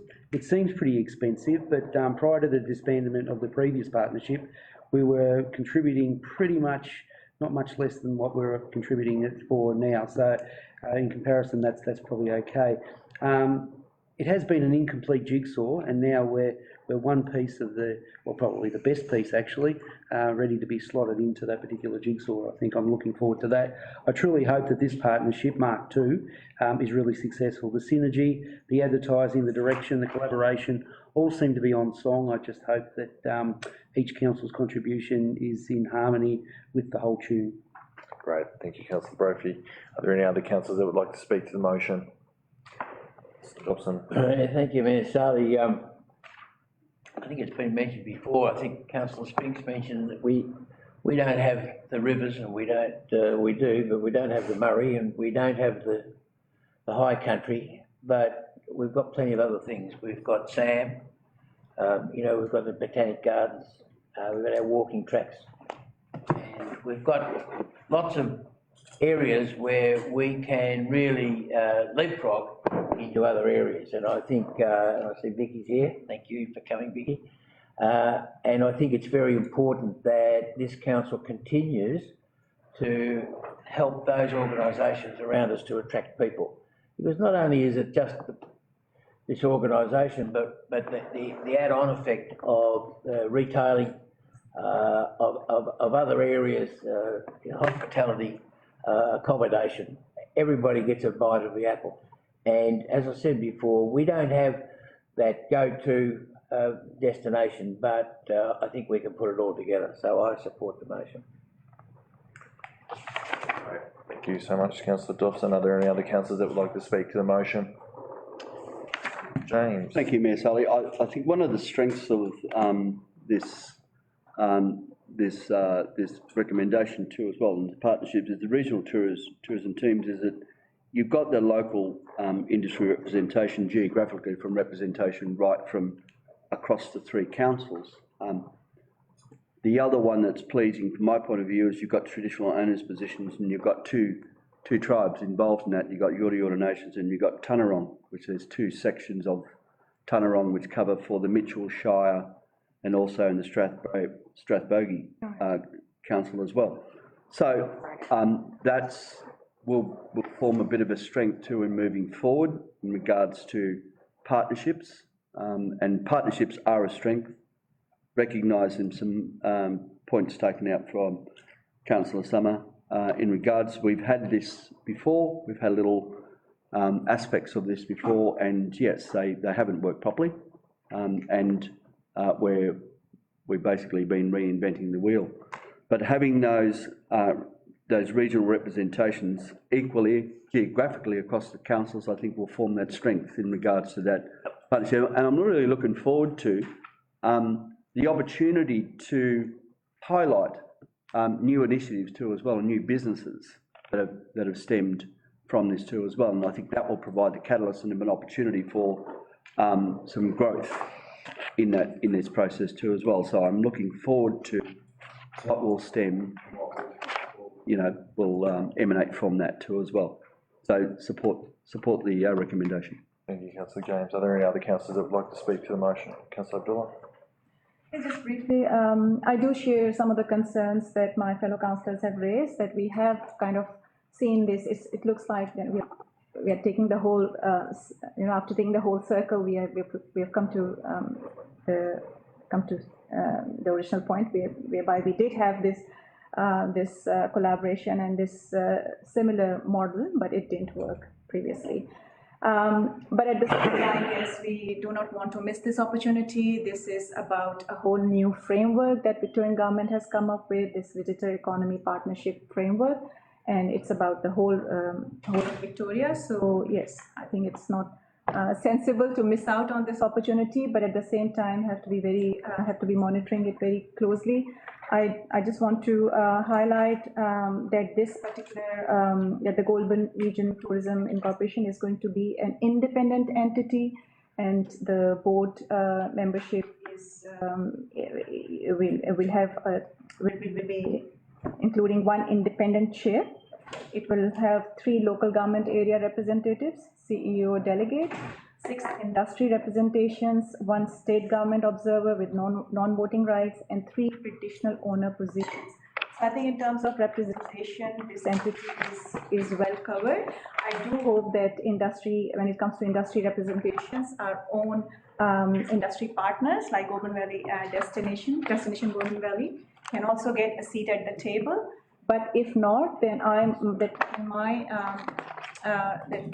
what I would want to see is that our council maintains that ongoing relationship with our local partners and Greater Shepparton, rather than working in isolation with our Greater Shepparton partners, which this partnership has been for us. So we do not want to lose touch with that. And that's what I would want to emphasize. But yeah, ready to go and hope for the best. Very good. Thank you, Councillor Abdullah. Any other councillors like to speak to the motion? Why not? I'll fill out the 9. Thank you, Ms. Ali. I'll keep it really brief. This is what we've been striving to achieve for many, many years now. Someone referred to the jigsaw, the Victorian jigsaw tourism policy that existed. We were always, for some reason, not part of that. So we've got to that stage now, and the beauty of it is that the government are supporting it financially. Well, the bulk of it is from the state government. Our contribution overall is about around the 20% mark. So I think it'd be great value for money. All the other independent ones that we've and council support groups were necessary because we were never part of this group. So now that we are, I'm hoping the other organisations can work in line with that as well. I'm sure they will. But I've got some faith in this, so I hope it'll be very successful. Yeah, Councillor Adam. Before I go to Councillor Ladson for closing comments, I'll just add some supportive comments around it. Obviously, enough's been said to acknowledge the representation, but I think it's important when we connect with our neighbours to the south. I think the important part is that if we work together and we can capture the visitation to, whether it's here in Greater Shepparton or Strathbogie, or make sure that, they will do effectively a round trip and connect with the good things that we've got to offer here. We've been through some changes internally with Shepparton GV, our new brand. Obviously, Vicky here from Destination GV, Jade the good man from Museum of Vehicle Evolution, that do a power of work in attracting visitors to our region to complement the likes of Sam and Botanic Garden. So I think we're all heading in the right direction. I think backed by the state in regards to some funding opportunities there, and look, I think we give it a go. What's the worst that can happen? People will visit our region, so let's get on with it. I think it's a good opportunity, and we'll pick it up in a little bit of time and see whether it's been successful to the benchmarks that we set. So, Councillor Ladson, any closing comments? Yes, thank you, Ms. Ali. I'll just touch on that. The Visitor Economy Partnership Framework details that entities with 3 or more regional councils, or puzzle pieces, including a regional city, will be eligible for $350,000 of funding per year from the Victorian government. So I'd like to, firstly thank the Victorian government for offering this, and, if we don't come to the party, we'll miss out on the pie. Let's go to the vote. Councillor Ladson, go to the vote. Councillors, all those in favour? Against? Motion carried. Councillors, we now go to page 82 of the agenda, item 12.7, which is Asia Fruit Logistica 2023/2024. There is a recommendation. Can I please have a councillor put that forward as a motion? Councillor Adam. Mayor Sally, I'd like to move the recommendation on page 82, that the council will note the outcomes from Greater Shepparton City Council's attendance at Asia Fruit Logistica 2023, approve the hosting of a trade stand at Asia Fruit Logistica in Hong Kong in September 2024 in partnership with Fruit Growers Victoria, and approve the Mayor and the Chief Executive Officer to be included in the delegation that attends the Asia Fruit Logistica 2024. Thank you, Councillor Adam. Can I have a councillor second that motion? Councillor Brophy. I second that motion. Councillor Adam, would you like to speak to the motion? Thank you, Mayor Sally. This is, will be our fifth, I think, or sixth visit, something like that, yep. I think we've discussed this at length during our briefings and over the last 4 or 5 years. It's sometimes hard to get tangible evidence of benefits, although there's a lot of anecdotal evidence, and we've discussed it many times with growers. And just the fact that we have a presence there, I think has been a real positive move on this council's behalf. The expense of actually going there is minimal. I think last year was about 27,000 from memory, numbers like that. And I know there's been commentary around in this council that should council be part of our remit actually to support these types of events. Well, individual companies not so much, but this is an industry, and an industry that underpins the whole, well, basically the majority of the economy for our region. So we can't make sure or assist as best we can to keep a strong agricultural industry, and that comes not with just hosting events like or being at these events. It's the water issue that we advocate strongly for as well. All this is actually primary to us moving forward as an area. So to me, if this was 10 times the amount, which it's not, I would still support it. The commentary we get back, the contracts that a lot of fruit growers do sign are, I would suggest, a direct result of this type of activity, although commercial in confidence information probably doesn't allow us to make that public. But I think it's great. I think it puts us on the world map. It certainly does on the Asia Pacific map, and I fully support it, and hopefully we'll continue doing it. Thank you, Councillor Adam. Councillor Brophy, would you like to speak to the motion? Thank you, Mayor Sally. We've got an industry here that produces, pretty close to $400 million in output from this particular region, and that being fruit. And, it makes representation at the Asia Fruit Logistica absolutely vital. It's virtually a given that we should be there. I always say decisions are made by those who show up, and partnerships are formed, contracts are extended, evidence to it, but also growing fraternity know that they've got the support from Greater Shepparton City Council in being there as well. And anyone, with a business head or an entrepreneurial understanding of that knows that this is such a significant place to be, and particularly for this region, and wholeheartedly support it going forward. Thank you, Councillor Brophy. Are there any councillors that would like to speak against the motion? Any councillors? Yeah, Councillor Spinks.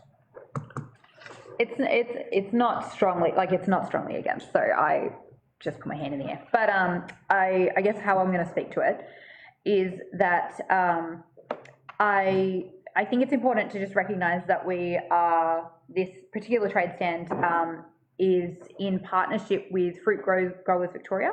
I don't know if I'd be quite as supportive if it was just council in isolation, because certainly the question that I ask and have each year in the council briefings is just where the line is between us supporting the industry and us leading the industry, and not so much in terms of, it's certainly not the question of whether the industry needs leading, but just whether local government is the one to do that. Certainly from last year, there was extremely positive feedback from a number of growers, and there has been, it's been recognised and identified that there are a number of areas for improvement and expansion to greater improve the presence and outcomes. So I think that's important to just keep making sure, though it is a small amount of money, we're still asking our mayor and CEO and various delegation to leave for a period of time to go and represent across the water. So I don't think it's a bad thing if we just make sure we're getting the value for money and that we're achieving the outcomes we want to achieve from it, not from a place of should we be supporting farmers? Absolutely not. I think it's unanimously understood that we have to support our farming industries and our agriculture industry obviously, we're the food bowl of Victoria and if not Australia, how could we not? But I don't think it's a bad thing if we continue to just ask the line of where are we best putting our energy and where is that something that is no longer council's job to lead and we can instead be supporting someone else. And the response in briefings from Fruit Growers Victoria is that it is still wonderful to have us in attendance supporting in this way. And as long as they're saying that it is of benefit in a really meaningful way and that strong outcomes are coming out of it, then I absolutely support it continuing, and I support this next delegation being proposed for next year. But I don't think it's a bad thing if we keep asking that question, of all things that we do, but of this one in particular. Councillor Spinks, are there any councillors that would like to speak for the motion? Councillor Summer. Oh, thank you. Orchardists are the backbone of Greater Shepparton's economy. When we help them thrive, we all thrive. That's it. Short and sweet. Yeah, very good. Quotable. Any other councillors that would like to speak for the motion? Councillor Dobson. Yeah, these programs are only successful if the sales people that we have on site, Mayor Sally, are up to the task of actually talking with other people from around the world. And I haven't been there, but I assume that our salespeople, and such as yourself and the CEO and Mr. Nicolacci and others, would be up to the task. I've got no reason to think that you wouldn't be, but that's the only proviso I have, that, you know, the delegation is up to the task. Very good, Councillor Dobson. Are there any other councillors that would like to speak to the motion? No? I'll just, yeah, Councillor Latson. Have some comments, but they'd probably be too fruity. That's all. We're nearly at the end.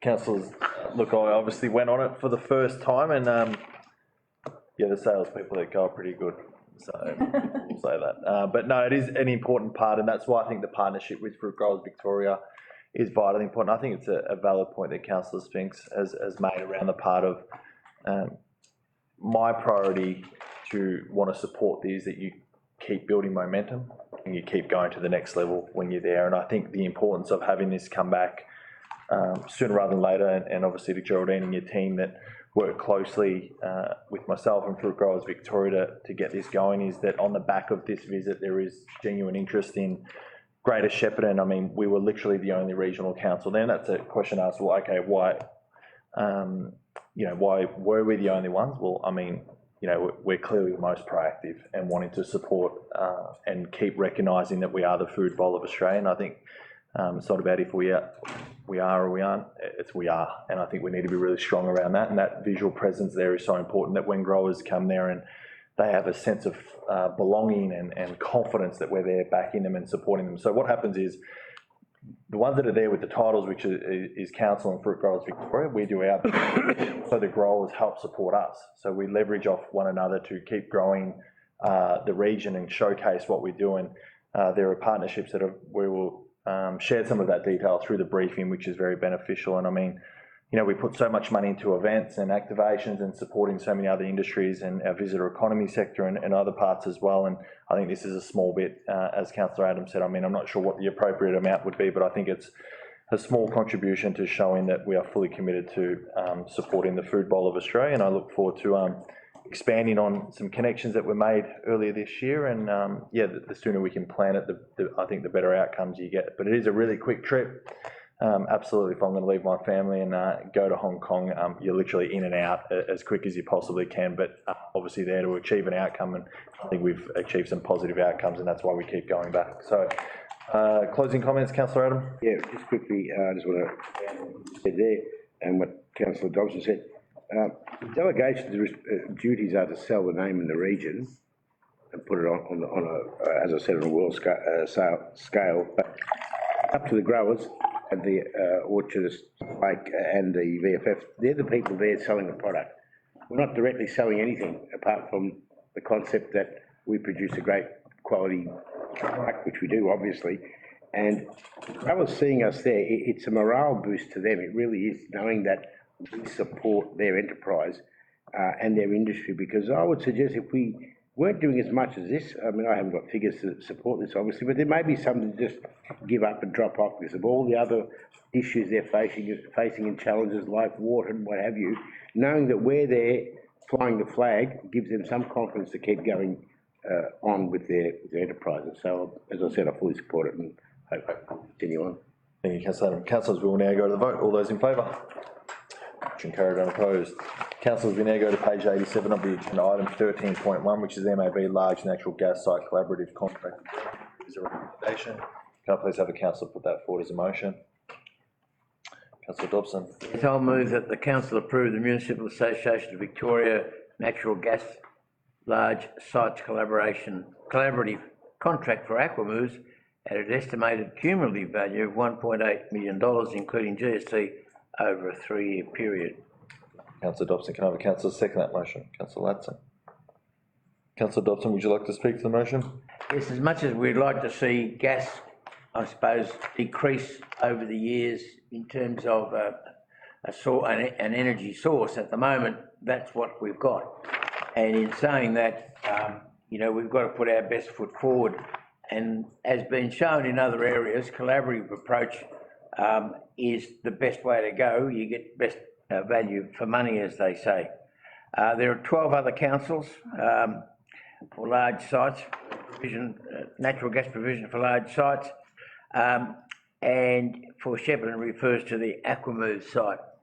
And we would like to think that we could, at some stage, go over to electricity, but at this stage, that's probably not the way to go. But it leads me into a thought that I've shared with a lot of you, and I think we're working on it, that we have provision within our facilities around here to have a large-scale solar system that we could work, for example, on the sale yard's roof, where we could capture energy out of there and transfer that to Aquamoves. Now, modern technology will allow us to do that. We're probably not quite there at the moment, but we will get there. So whilst this is a short-term arrangement, I'd like to think, and I know we are, working on a proposition that we can actually transfer into a more affordable and more environmentally favourable energy source for Aquamoves. Aquamoves is,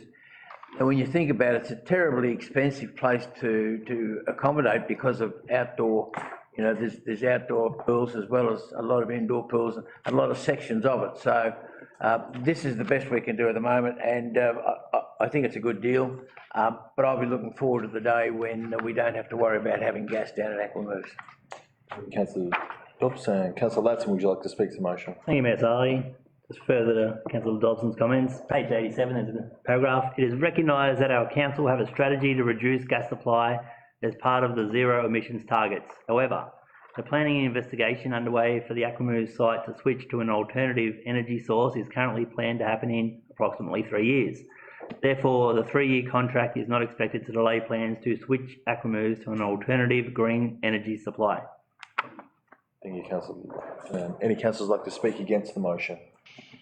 Any councillors like to speak for the motion? Councillor Brophy. Thank you, Ms. Harley.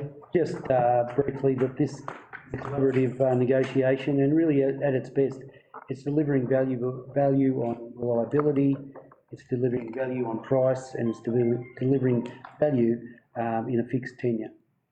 Thank you, Councillor Brophy. Any other councillors like to speak for the motion?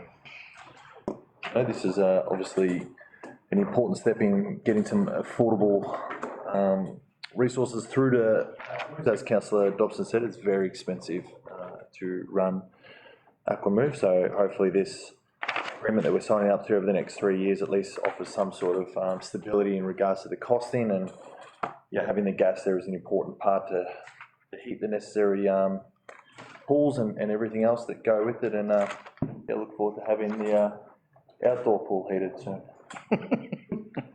Thank you. Very good. Closing comments, Councillor Dobson?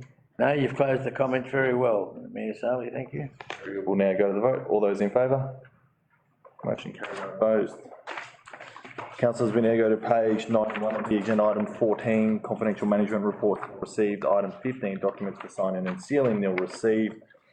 Over the page to 92, 16.1 councillor activities for November 2023. There is a recommendation. Can I please have a councillor put that forward as a motion? Councillor Brophy. Thank you, Mayor Sally. The recommendation is that the council receive and note a summary of the councillors' community interactions and informal meetings of councillors. Thank you, councillor Brophy. Can I have a councillor second that motion, please? Councillor James. Councillor Brophy, would you like to speak to the motion? Been a busy month again. When you look through all of the things that we did in November, it really was probably a month of milestones. If I look there, we had Oshu City delegation that came over from Japan, and we're up to nearly the 45th year of an incredible relationship with them. And so we thank them for coming and visiting, but 45 years is pretty significant, and the goodwill is still there, just as strong as it was when it obviously started. The Spring Car Nats had their 30th year of anniversary, and they went off with a big bang. Furphy Foundation and JJ Furphy, and that 150 years, what an incredible celebration that is, to be so iconic, not only with the foundation and everything that it actually manufactures, but also we were drinking Furphy on the night, so that was nice to see as well. Of course, the Committee for Greater Shepparton had 10 years, and Berry Street's Saver Plus had 20 years, so all milestones, and of course one that will be included in December's one, but I just thought I'd mention the Star Bowl, 60 years, eh? That's unbelievable. So, great activities, and I see so many councillors at virtually.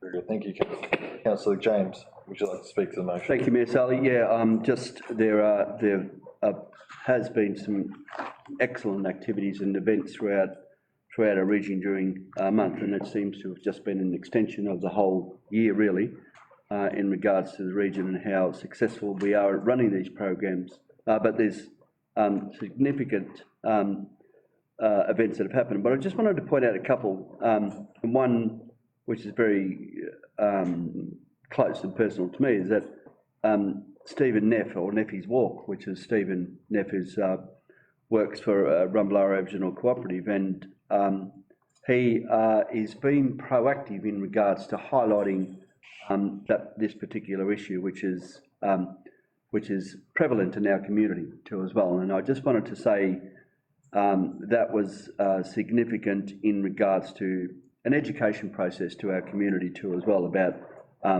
such a really sensitive area in our community. So I just wanted to point that out to say that was really positive, and there was great attendance in there too as well. The other one was, again, with Councillor Dobson and our Mayor in regards to our Saving Our Water rally. It was brilliant to see the support from our community out on that particular day. The water commodity in our community is so valuable to it's part of the lifeline in our community. It was just good to see people out there protesting to say that we do need to make a stance on our water, and again it just reiterates the work that Councillor Dobson, Mayor Sally and all of our councillors continually advocating for water, the right distribution of water and the maintenance of water in our community. It was just good to see that our community is standing up and supporting us in that too as well. Thank you, Mayor. Very good. Councillor James, any councillors like to speak against the motion? Any councillors like to speak for the motion? Yes, thank you, Mayor Sally. Obviously there's a lot of activities, I won't go through them all, but I want to highlight one, and I want to congratulate the staff involved in the Councillor Christmas 2023 group video and group photos. Oh, no. It's, he's not here. He's not here today. They had a lot of commentary around it. Maybe because I was the star of the show, possibly that could have been it. It was good to. That being said, no, it really was innovative, and I think it was one of the better ones we've had over the many years, and had a lot of commentary through the community, and yeah, it just flowed really nicely, and was very, I suppose, Festive. yeah, no, it was really relayed the Christmas feel and the end of the year and the spiritual joy of the whole season. So I really want to commend our staff on great work they did with that. Great, good work, Councillor. Any other councillors like to speak? Yeah, I'd just like to say to Councillor, don't give up your day job. Sure, I've had offers, Jeff. Thank you, Mayor. Nearly done. No other councillors like to speak to the motion? Starting to Councillor Latson. I think I might know why it was one of the best ever, because I'd arrived. Yeah. No further comment. No doubt, no doubt. Okay, if there's nothing else, closing comments, councillor Brophy? Yes, I did neglect to say that, congratulations to the council team, the events team particularly, over the last few months in the lead up towards the end of the year. There's been virtually every weekend, there's been major sporting events that have been put on, and it's a big thing, whether it's be the hockey championships, the soccer that we had, the basketball, the cycling, the V-Line Cup with the football, and certainly the BMX as well. So a really credit to council staff, also to the community getting behind it as well. And I know that the highlight for me was that the BMX, not only seeing 3,000 people cheering it on, but also cheering when the snake catcher caught the snake on the main table area. So it's been absolutely incredible with all of the activities that we've been able to achieve. Thanks. Thank you, councillor. Councillors, we will now go to the vote. All those in favour? Motion carried, unopposed. Councillors, over the page to 94.17, notice of motion, amendment or rescission received. Item 18, urgent business not included on the agenda. Nil received. Is there any urgent business arising since the agenda has been printed? No. Before I close the meeting, obviously this is our last meeting for 2023, and I know Councillor Brophy acknowledged it earlier, but unfortunately our CEO, Peter Harriott, couldn't be here with us this afternoon, but we do have to officially farewell Peter and acknowledge the contribution he has made to not only the Greater Shepparton City Council, but the community for the past 8 years in his role as CEO. We've said it multiple times over the last couple of weeks that, although he's not here, I still want to give him the acknowledgement that he deserves. Peter, thank you to the whole council team. Obviously, it's a tough job having to put up with 9 of us as well, and we thank the exec, obviously Jeff filling in today, and the rest of the team as well that are here each and every month, and Brof obviously highlighted the events team and many others that work within the organisation that have done a pair of work. Thank you for everything you guys do. We couldn't forget, obviously, the Greater Shepparton community for your ongoing support and the plenty of advice that you give us throughout the year as well. We say thank you for everything that you do in supporting us in our role. We won't be back until a scheduled meeting in Feb, so collectively we say Merry Christmas and Happy New Year, and enjoy this special time with your family and friends. Thank you so much. I will officially close the meeting now at 5:11 p.m. Thank you. Merry Christmas. Merry Christmas. Merry Christmas.